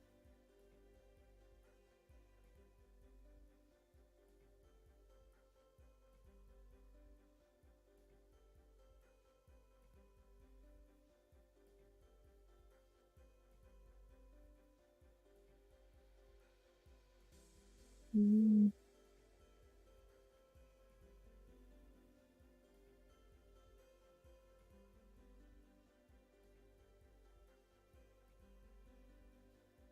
Vargas said, "Ash, had you been in a writer's seat, what's the first thing you would have changed or done differently this season?" I mean, like, the obvious answer to stuff like that is that I would have made sure that I wouldn't lose Jennifer Beals and Seppi moafi, but, I mean, if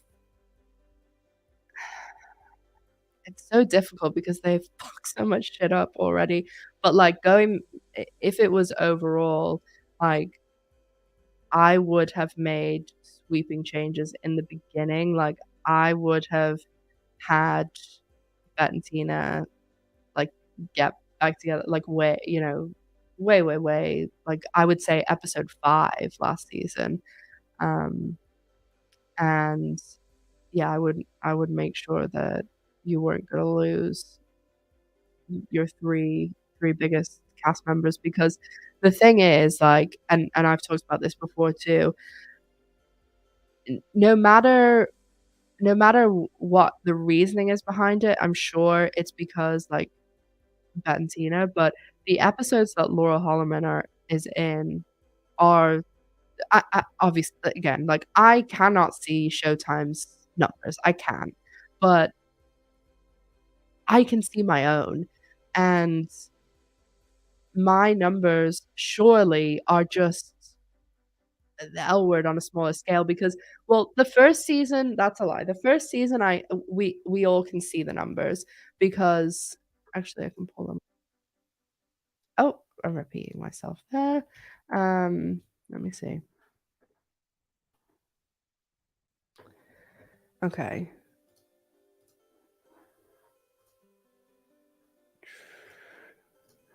The numbers are on here.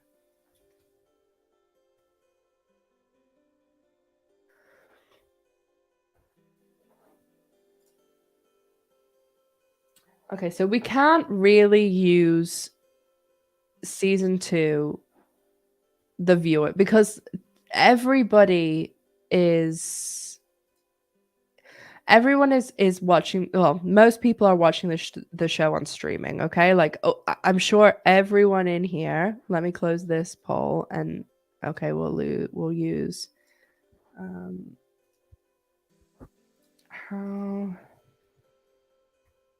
this is going to be really rough numbers, but we're going to use the chat because I don't know, there's like nearly 400 people in here, but I know there's some people in here who are just watching because they're like taking notes about what they're people that don't want to interact. And I mean, there's people in here that just I'm one of those people. I'm a silent watcher that I won't really interact. People that I mean are being positive, but there's always people like creeping as well. So, um, how do you watch the show on Friday? So this is what we're gonna do. We're gonna use whatever. I hope we'll get about 150 to 200 responses, and then we can use the difference as like a multiplication.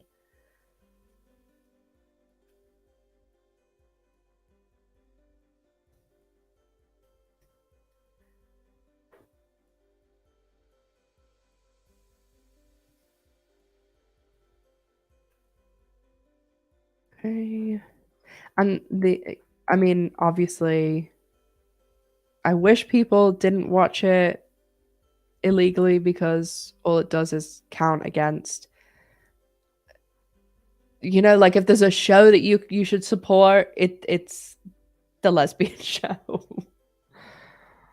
But if you have problems watching it, you should go to the description box right down here and get the link that I have in there for ExpressVPN and sign up for Stan in Australia. So set the VPN to Australia, Google Stan, get Stan. It's the cheapest way to watch it. You get it exactly the same time that it drops in America on Showtime, midnight Eastern time on Friday, and it's like a couple of dollars cheaper than Showtime, and you'll have it straight away. You won't have to wait for like links or anything.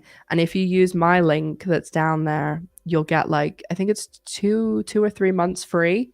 So definitely use that one below. No, not only way to watch in the you can watch it legally here. Just get Paramount. It's $6.99 a month. And it gets put on there on Sunday. It's like 2 days later. If you have an Amazon Fire Stick, it's right on there. But if you're in the UK, you can also just use the Express VPN, and you can get Stan, you can get well, Showtime is difficult to get. I have an American card, so that's how I get Showtime. But if you get Hulu, you can just get Showtime through Hulu, and I use my UK card on Hulu. Any country can use the VPN. Any country can use the VPN.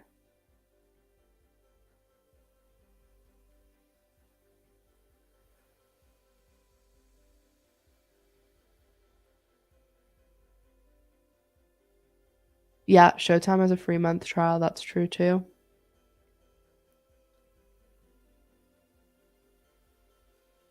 So, okay, what I was saying was, okay, try vote now if you haven't, just so I can use like some rough numbers.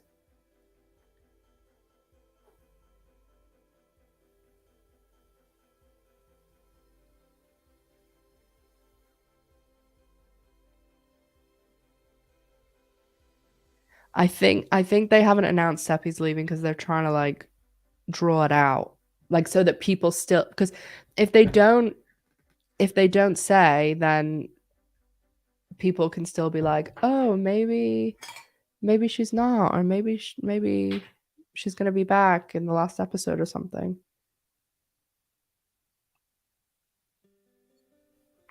Okay, I'm gonna use these numbers that are in the poll now. Okay, so 41%. Well, so most people are watching on streaming. Well, Jesus. 23% not. Okay, so let's say 74% are watching on streaming. So the first season, the numbers are like real because it only would come out on Saturday night at midnight in season one. You didn't get it on Friday. So there was still like I used to watch it straight away, obviously, when it came out. So still I would say you could bump the numbers up a little bit from season one, but say from season two, I would say that really where's the let me see calculator. So 70%.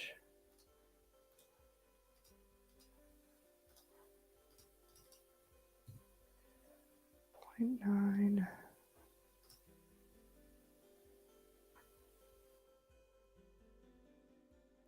Okay, so really, I would say episode 3 was really. Oh, but these. Oh, they for these ones they have DVR.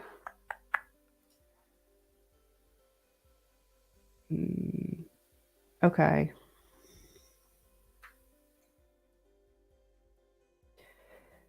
One second, just doing a little sum here. 0.9 add 0.234 add 0.099.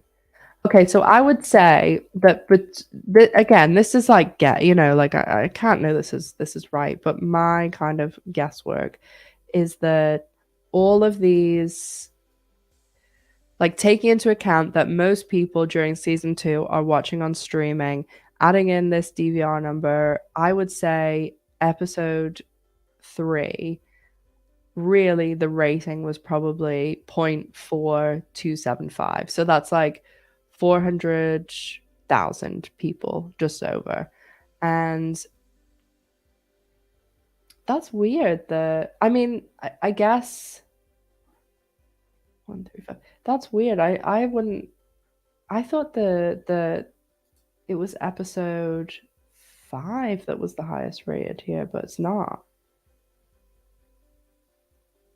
I think this was the episode that we all thought Helena was going to come back for because of the title, but that's still weird. And this is so weird because some of the, like, this is like our highest listened episode of the podcast. But anyway, if you look,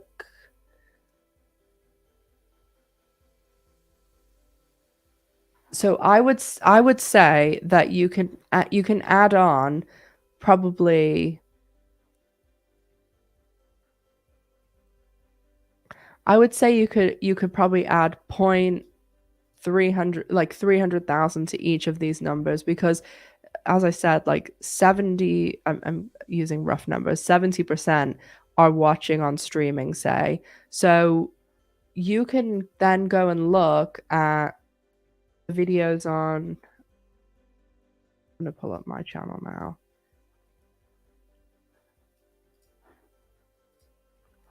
and show you.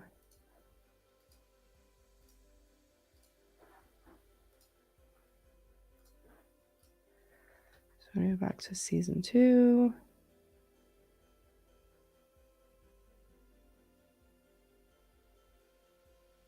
Okay, we're right in season 2 here, the orange. So like like right around here is episode 3. Like look at the views on these. But like this was the episode 3 trailer, 103, 18, fit, like, yeah, 60,000. Like especially last year, when I was posting these videos, I had like 5 or 6,000 subscribers, and like some of these are doing, huge numbers. This one, 43, that was definitely one of the best trailer breakdowns, views wise. And then obviously, like, there's still some good some good numbers here. Like if you're considering that one that has 103,000, only some of the episodes have that for people that have watched it. Do you know what I mean? Like that's 130,000. And I know that it's that obviously there's people that are like watching it on demand or whatever like that. But anyway, the whole point that I'm getting at is that the show, like if you're looking at just even the US, they usually have, like, I would say no more than 500,000 viewers if you accounted for everything, like streaming, people DVRing it, watching it straight when it comes out, people watching the airing, people watching the reruns, and then think about all the other countries too that are showing it. Like I would say across the world, and including like people that are watching illegally, I would say you're probably looking at like 1 million people an episode are watching. And that's like, that's not insane, you know? But it's hard to tell if they did some promotion or anything like that, how much the show would like increase or anything, because I constantly like see people commenting on things like, oh, what show is this, or who are these people, or something like that. And with like tying this into what I was talking about before with the social media stuff, like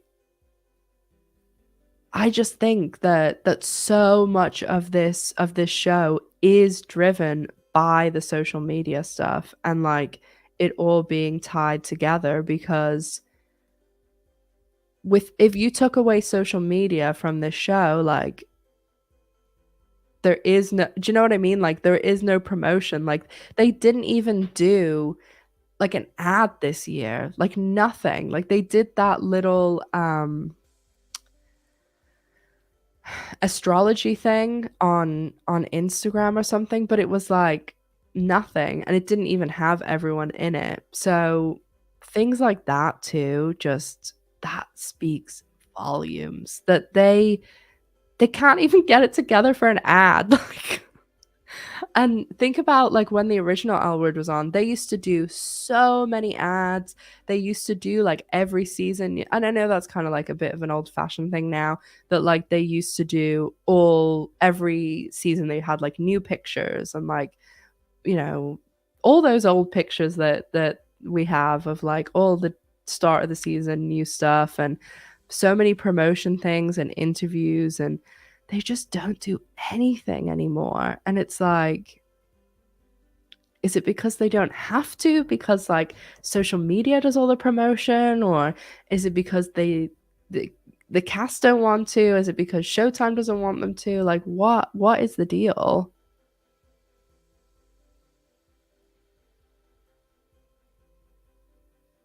I mean, yeah, it is a niche show, but the thing is that like then the more you niche down,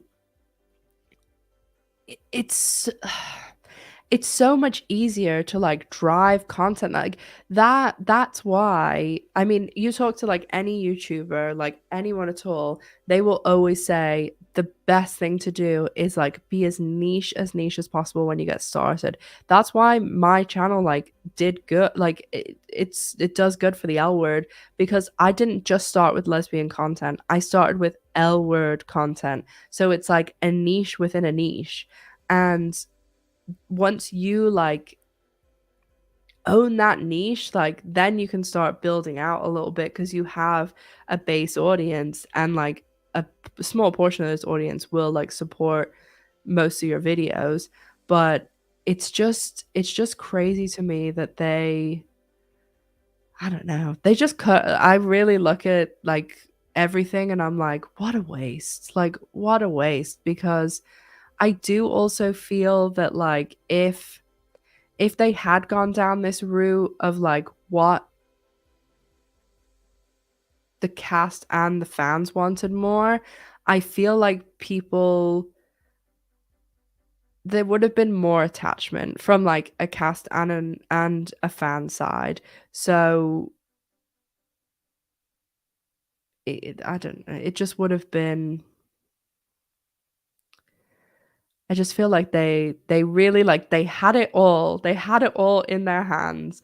Like they had the Bette and Tina thing like ready, given to them. They had Dani and Gigi. They had it.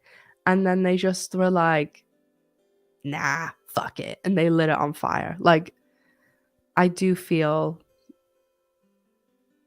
like that's kind of what happened. I'm gonna close this one.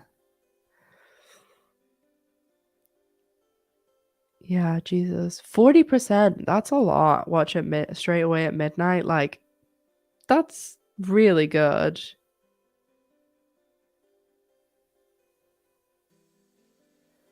Just reading what you're saying.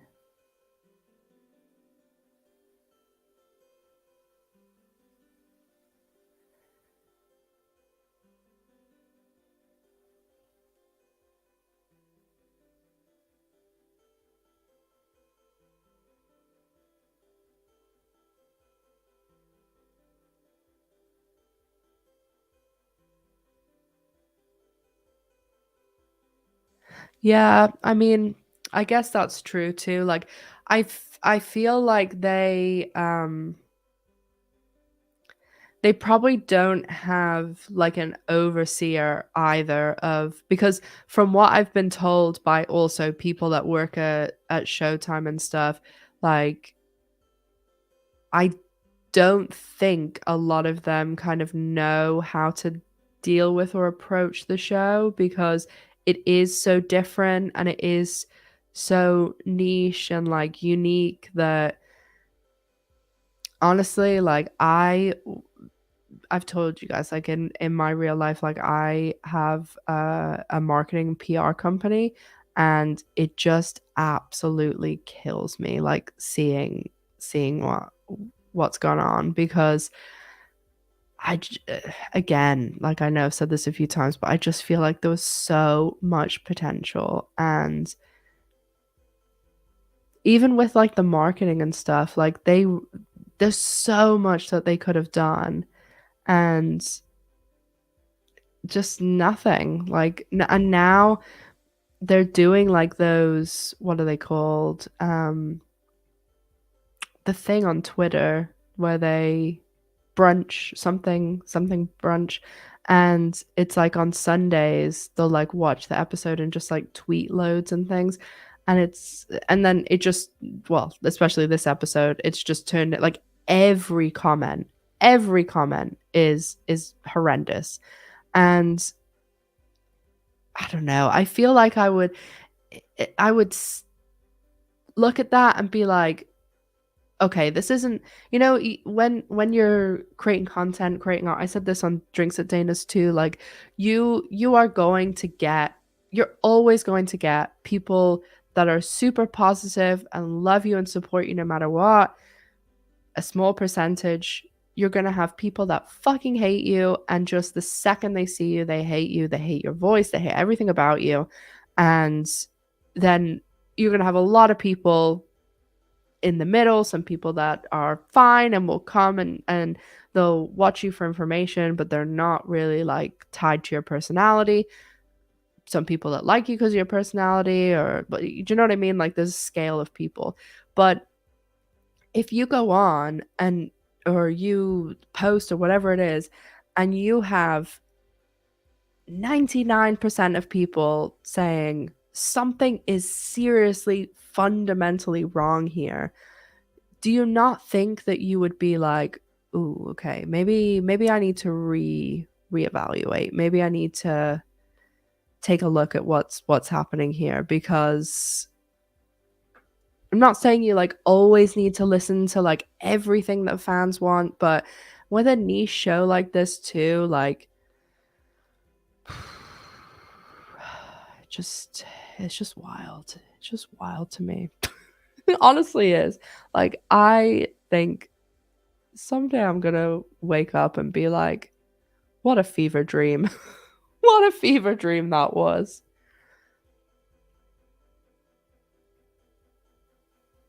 No, no, I haven't there's no press release yet. I think that they're just trying to postpone it as long as possible so that they can pretend that she's still on the show.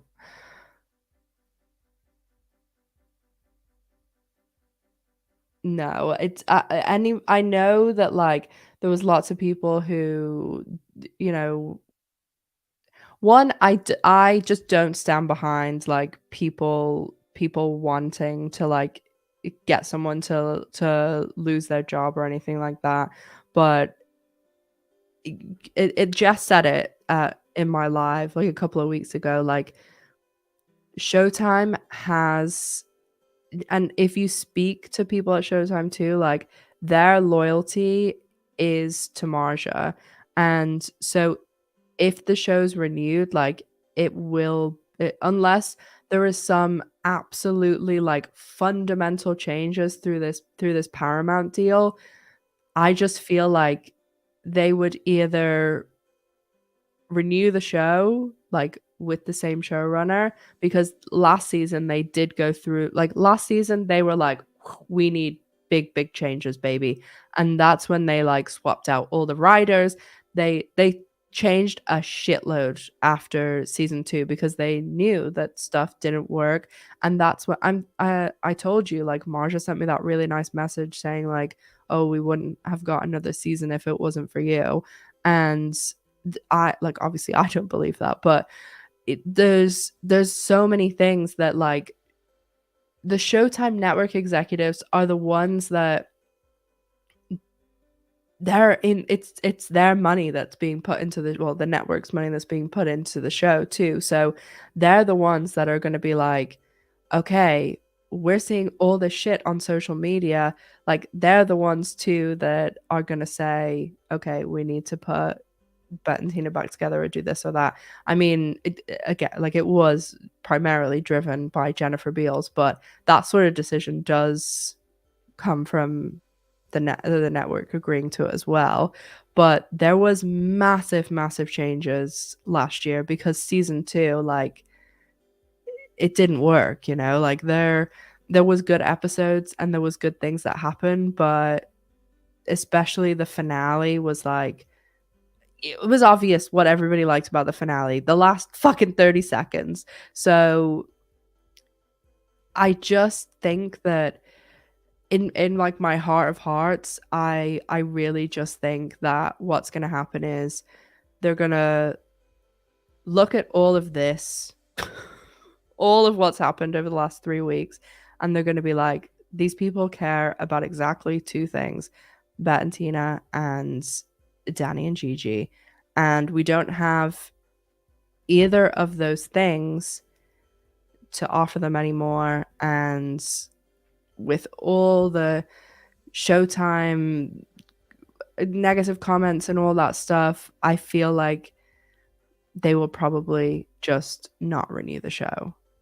Because also you have to remember, like, they're going to have the streaming numbers and the ratings for episodes, well, every episode, but they're going to look at like episodes 3 through 8, and I mean, of course it's going to affect it all. Of course it is. It's affecting my numbers, like,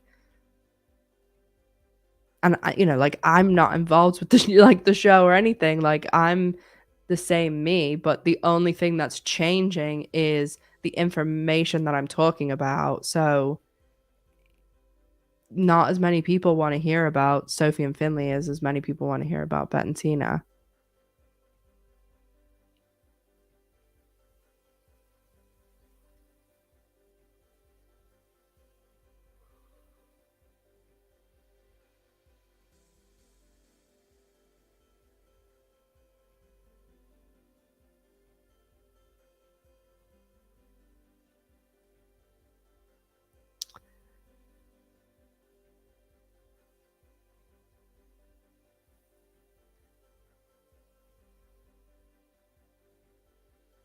Yeah, I Tina, that's what I said before too, is like I listen, like I think everyone, especially TV show, like it's art, it's whatever, absolutely like speak your opinions, but like that's why my comments are always open on every video. Like I want to hear everyone's opinions, thoughts, like that's the big part of why I do the lives, because I could just do another video on a Monday, but I do this because especially when the show's on, like I want to hear, like I've done a live every week, at least once a week for the last 2 years.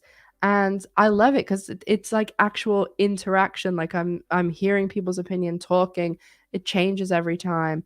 And Showtime should do some sort of that. But do you know what I mean? Like, I think that everyone is entitled to their opinion, and I think it sparks like really interesting conversations too, because it'd be so boring if we were all just like if everybody thought like the same and liked exactly the same characters and didn't like the same thing. And I think some of the most interesting comments that I get are people who don't agree with me, or people who like completely different characters to me and stuff, but I will never ever get behind personal attacks. Like, and I don't mean like I think like the memes are funny, and like, people write like, some of the things people write on Twitter, like silly things about, people and stuff like that's all in good fun. But the real like nasty nasty stuff, like I just do not think it is ever called for in any way, shape, or form over. And I say this with like all the love in the world for this show that I literally spend more than 50 hours a week talking about. At the end of the day, it is a television show. And people are, it's just so unnecessary, some of it. And I know it's probably like a really small percentage of people that are doing that. And I really hope that it's no one that is any of my super loyal people, because I just it, I know it's hard to imagine, but I just cannot, like, it's so horrible. Like, think about, I'm sure there's some time in your life that like someone sent you a wrong text, or you've like overheard someone, or someone told you about someone saying something, but like to see all that stuff, and I mean there's so much of it too. Like, I know a lot of people were like talking about, oh, like not on Twitter anymore and stuff. And I don't like relish in that. I think that do you know like how bad it has to be that you, and I'm sure there's some people who are like, oh, she's sticking up for Marja, but it's I would say this about anyone. Like, they're a human being. Like, do you know what I mean? It's that. And I said something on Instagram, and in one of the comments, because someone had like written something really horrible on hers, and then because I'd said, oh, it was about episode 2. I said something like, oh, loved it, because I fucking loved the Bette and Tina stuff, yeah. And someone was like, attacked me, and then they were like, oh, I hate her, blah blah blah. And I said, is that like really necessary? On their own Instagram, they're gonna see it. And then some absolute bitch that has never spoken to me, was not in the conversation, came in and just was like, tagged me and was like, shut the fuck up. And I was like, what the fuck is wrong with people? Like, over a TV show that you don't even, it's just disgusting. People like that, I used to feel bad about blocking people, because I would think, oh, like I should be open to like everybody's opinions or thoughts. But now I'm like, fuck that. Like, anyone like that, block immediately. Like, if you have to behave that way, you s- hurt people. Like, that is not the behavior of a happy person. I would never ever, someone who said something awful, I would never speak to someone like that. And it's honestly like disgusting. And some of the stuff that I see, it's just like, I thought we were better than this. Like, we're I know that not every single person is, but the majority of us are women, and the majority of us are LGBTQ. And do we not get enough shit from other people? So I know that there'll be people bitching about me saying this, but I don't give a shit, because if you have to go and like write awful things about people, then you seriously like, and I, again, I don't mean like people like writing jokes, or even people saying like, oh, I didn't like this, I don't like what the writers did. Like, that's your opinion, that's cool. But I mean like the really toxic stuff. It's just so unnecessary. And those people, like, please go get some therapy, because obviously hurt people, because happy people would never behave that way, because when you're a happy person, you see that stuff and you're like, ugh. I wouldn't eat, like, if, like, it's the weirdest thing. And it's always the, well, 95% of the time, it's always anonymous people with nameless, faceless, always, because those people are such cowards that they would never ever put their real name and face on signing that stuff, because they all hide behind the anonymous thing. That's why, like, Jess and I were talking about, like, um something the other day. We were talking about, like, reviews or something, or maybe it was like Apple something. And I was asking her, like, how she gets oh yeah, that was it. I was like, how do you get feedback? Like, because it's not like YouTube where you have, like, the comments. And she was saying, like, oh, lots of people, like, DM her and stuff like that. And she was like, oh, those are, like, like a real person sending that, not some, like, anonymous person. So yeah, that was a bit of my soapbox moment. But yeah, those people need to go get some help, because seriously, need some help with what's happening.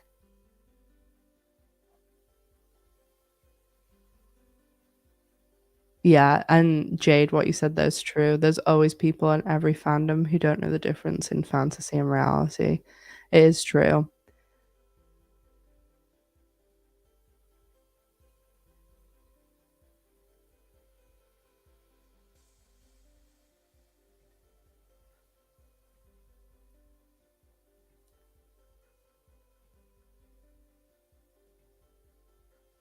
Yeah, the pretty much all the interviews and stuff are in the Facebook group. You can watch it, like, straight in there, because people have, like, posted it straight to the thing. Yeah, I really like the interview. Like, I just wish there was more stuff like that. Like, it's really great that Laurel did it. And I really like when they do the interview, like, in, like, it's not just something you're reading. So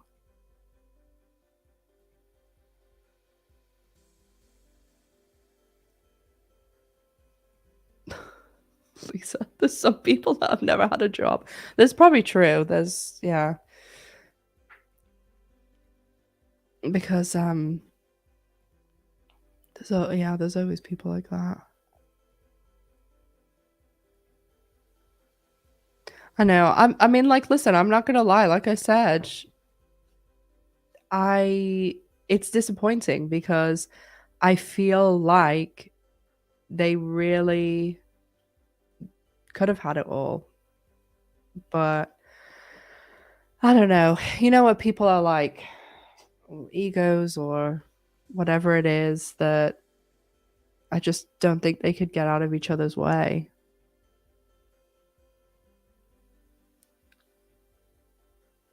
So it's frustrating. But I think I shall wrap up for this evening. And yeah, that is also true. It's not a dictatorship either, these shows. And to be honest, like, if it yes, like, the show's, like, led from the front and stuff, but there's a lot of people who fuck this up. It's not just one. So it's, yeah, there's the Showtime. Why the fuck are all these bots in here? Showtime definitely holds some responsibility here too. Like, and there's some decisions that they've made this season that are truly bizarre too. With, I feel like they're constantly trying to like not like suck up to the fans, but I feel like they try and like not it's hard to say, but they like try and keep people happy, but like listen, this is what I think they do a lot of the time. Like, perfect example is they know this episode was controversial. They know this episode was going to go down fucking terribly because of all the Dani and Gigi stuff. And literally, what did they post? The way they're trying this season, because Kelsey's not there anymore. This season, they are going after like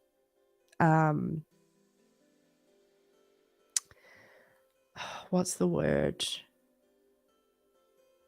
They're like exploiting people's feelings like a little bit this season, I think. They're going for like outrage clicks because all that stuff, like they posted all those like polls in on Instagram, and they also like yesterday when they posted about the episode, they were like, tell us your true feelings or something. Like they never say stuff like that because they literally have like they're going after that whole out. That's all the trend at the moment is like outrage marketing, and that's what they're trying to do is because even though like if you look on their thing, their Showtime thing, it's all like every comment is negative, but they have like tons of comments. So I think that they're really going for that like outrage at the moment because I think that they know they can't, there's nothing else they can do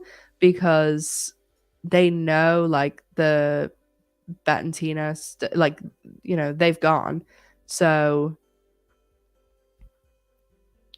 what else can they do? Because like people aren't going to feel passionately about Shane cheating on Tess or Sophie and Finley. So that's why they're going for that outrage stuff. So that's just my opinion anyway, from like a marketing standpoint. I'm sure it'll become more evident over the next couple of weeks, but yeah, I think they're banking on like people's rage, keeping them fueled, and then they'll turn all sweetness and light whenever Bette and Tina come back. Well, I know this the fucking bots, like Jesus Christ. I mean, we should really be feeling worthy of the bot love because they only ever come in when like a live is like a lot going on, like lots of people and lots of chatting. So we should feel worthy of the bot love. They must have heard there was no swearing and no laughing allowed. So they were like, oh. Well, thank you so much, everyone who came. You guys know I don't know what I would do if I didn't have these lives now. Telling my best friends today because they were like, "Oh, what are you doing for the rest of the day?" And I was like, oh, "I've got my live tonight."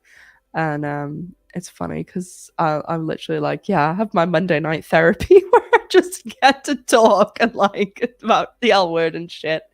So yeah, thank you so much as always. And yeah, we're going to be back next week.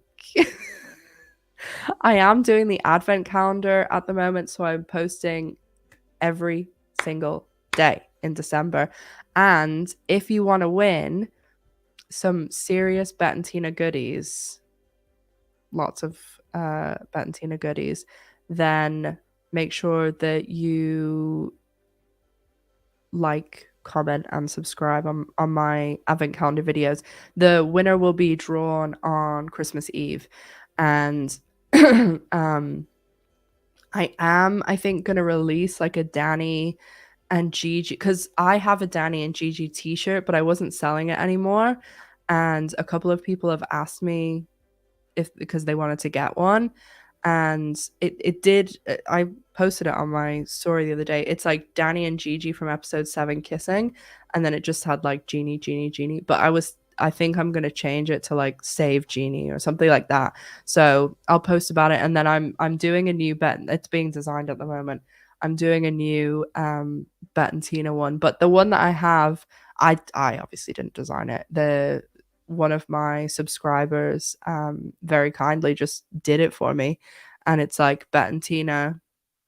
You guys have, I'm sure, mostly all seen it in the on the porch in the pilot, and it's so cool because the newspaper that Tina has, like the subscriber, like put like Tibet is Endgame on the paper, but also like Ash Silver, so it's really cool.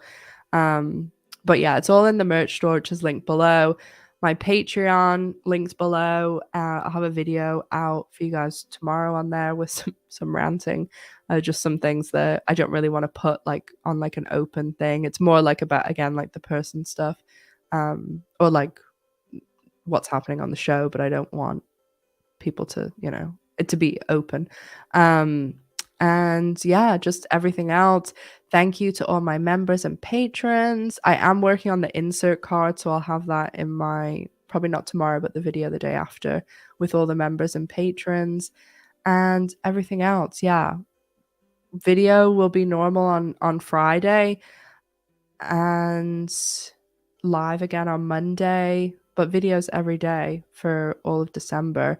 So if there's anything that you really want to see, I mean, I liked the video from December 1st where I talked about like all the stuff you might not know, because I'm going to do a few more of those with other stuff. Oh, one more thing. So I have always had the complete L Word seasons, obviously the American version, because I lived in America all my adult life, but I've been wanting to get the UK one for ages, and I could never find it. And it got put on Amazon the other day, just one copy. It was like £140, which is like $160. But I was like, it never comes up for sale. So I got it because I wanted to get it so that I could get the extras, so that for some of the advent calendar days, I can share there's a commentary on here about the pilot from Jennifer Beals and Eileen Chaikin. There's like loads of really like fun stuff from other seasons. So I'm going to be doing some of these for the advent calendar. So look forward to that too. And yeah, I am finally going to wrap up now, but I love you guys. Be good, be safe. Make sure that you come and watch my video on Friday, even if you don't watch the episode. I'm joking, but not really. So yeah, I'll have lots of good stuff for you coming, even if you don't like the episodes that's going to come. I've got advent calendar stuff coming that'll be good. So yeah, be good, be safe, be good to yourselves, be good to others. Keep those opinions coming, baby. And let's just keep blinkers on, looking forward to episodes 9 and 10. And yeah, I love you all so much. And don't worry, we've got lots of good stuff coming. Keep looking forward to that freezer fridge scene, okay? Love you. See you later. Bye.